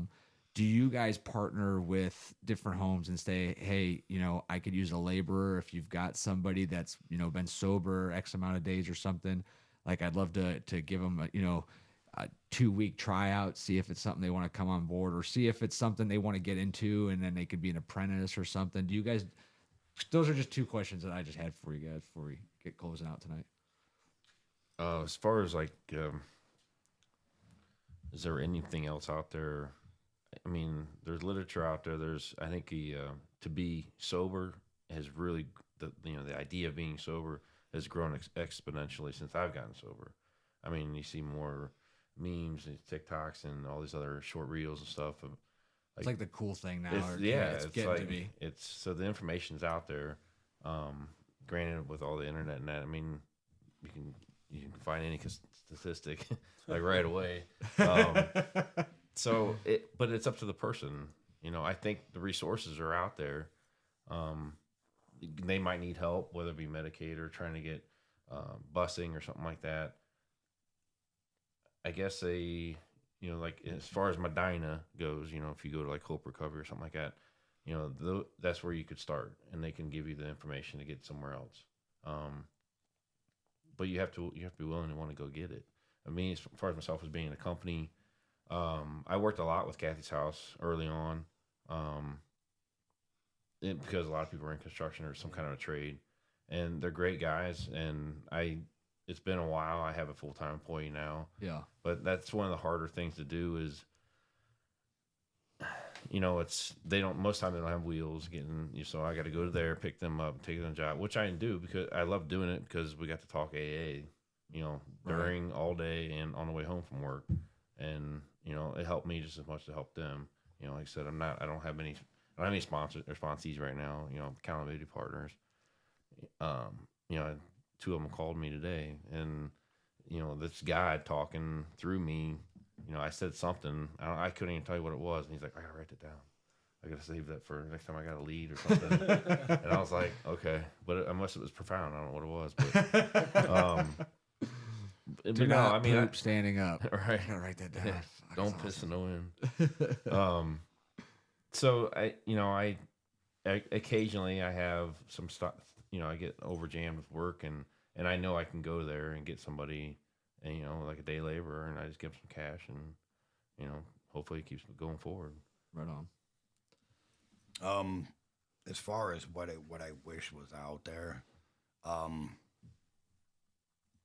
honestly, like you guys said, everything was glamorized as far as alcohol goes and cigarettes go. Heroin scared me, and like I said, I didn't know, the knowledge is out there now. Like everybody knows, Percocets and all that's addictive. So, I honestly, even if I did know it was addictive, I probably would have took it anyway. You know what I mean? It didn't matter. But as far as like getting a day labor, I go up and down ladders and walk roofs, and I fall off them sometimes, and I don't know if I would go pick a guy up that I don't know and bring him on a job. Gotcha. Maybe. Yeah, it's risky. I agree. But I don't know. I might. I'm kind of hard to take, especially in early recovery. I'm going to probably piss you off because I'm a dick, and you know what I mean. I'm in good ways. Like I'm going to make fun of you and stuff like that. And some people I know when I was in early recovery, I was not that person. But I don't know. They'd have to have like 6 months sober, I think. But that's something I would definitely do. I would. If somebody needed work, I would show them and teach them how to do my trade, because that was taught to me, and now I own a company doing that. I was blessed to be taught this trade, and I was given opportunities, and now I own my company. And that's something it's something I never even wanted, but I'm blessed to have it today. And I'll give you a chance to answer too, Jesse, because I'm sure you guys do something. But I guess that would be the hard part, right? You look at we always say oh, let's give these people a chance. But would you have given Greg a chance 30 days out of recovery, or would you have given Sean a chance 30 days? Maybe. Can you guarantee that it's going to work out well? You're not gonna have a big job and he's going to no show, or that he's going to be in a bender, or God forbid he's on one of your job sites and he's doing a line in the bathroom or shooting up in the Porta John or whatever. And I think that as a country, I always want to give those people that second chance, but it's hard to take that risk nowadays. And I'm not saying that's right or wrong or anywhere in between. But it's something that definitely makes that recovery part more difficult, I would say, right? Is getting a job harder? Yeah, probably. Is getting people in your family to trust you harder? Yeah, definitely, especially if you've stolen from them before, things like that. Because in the back of their mind, I would always be like, well, when's it going to go back? I mean, so what about you, Jesse, as far as, sorry, we're running along, but, do you offer opportunities for people inside the company? Is that harder to do, seeing that you're in that same field? And then two, what do you wish you could do more of? So, great questions. We are bound by certain legal limitations when it comes to hiring people, which makes sense, right? Tries to limit the dual relationships. Hey, come to my treatment center and I'll pay you, blah, blah, blah, right? But so we are able to hire some people for certain things. So, completely distinct fields, like we have maintenance guys, and it's always that risk. Like if I start putting money into his pocket too early, is he going to be able to handle that? So that's where you lean on your clinicians, right? But recently, what we started is what we call the Rise Above and Beyond program. So this is something that was starting, and it's got its hiccups, and we're working it. But at the cafe, week one, you want to be part of this program? Just show up. You're not doing anything. You're just showing up. Look at the wall. See where the meeting schedule is. Learn the crowd that comes in. If somebody asks you where a pool ball or a pool stick is, you'll know. You've wandered around. Now, if you can show up maybe week 2, you're going to get a broom and a chore list. If you can start handling that for a week or 2 consistently, blah, blah, blah, now we know maybe you can go on to the next level. And then eventually opening and closing the restaurant, cooking food, getting them Serve Safe certified. All these different steps we try to help them achieve.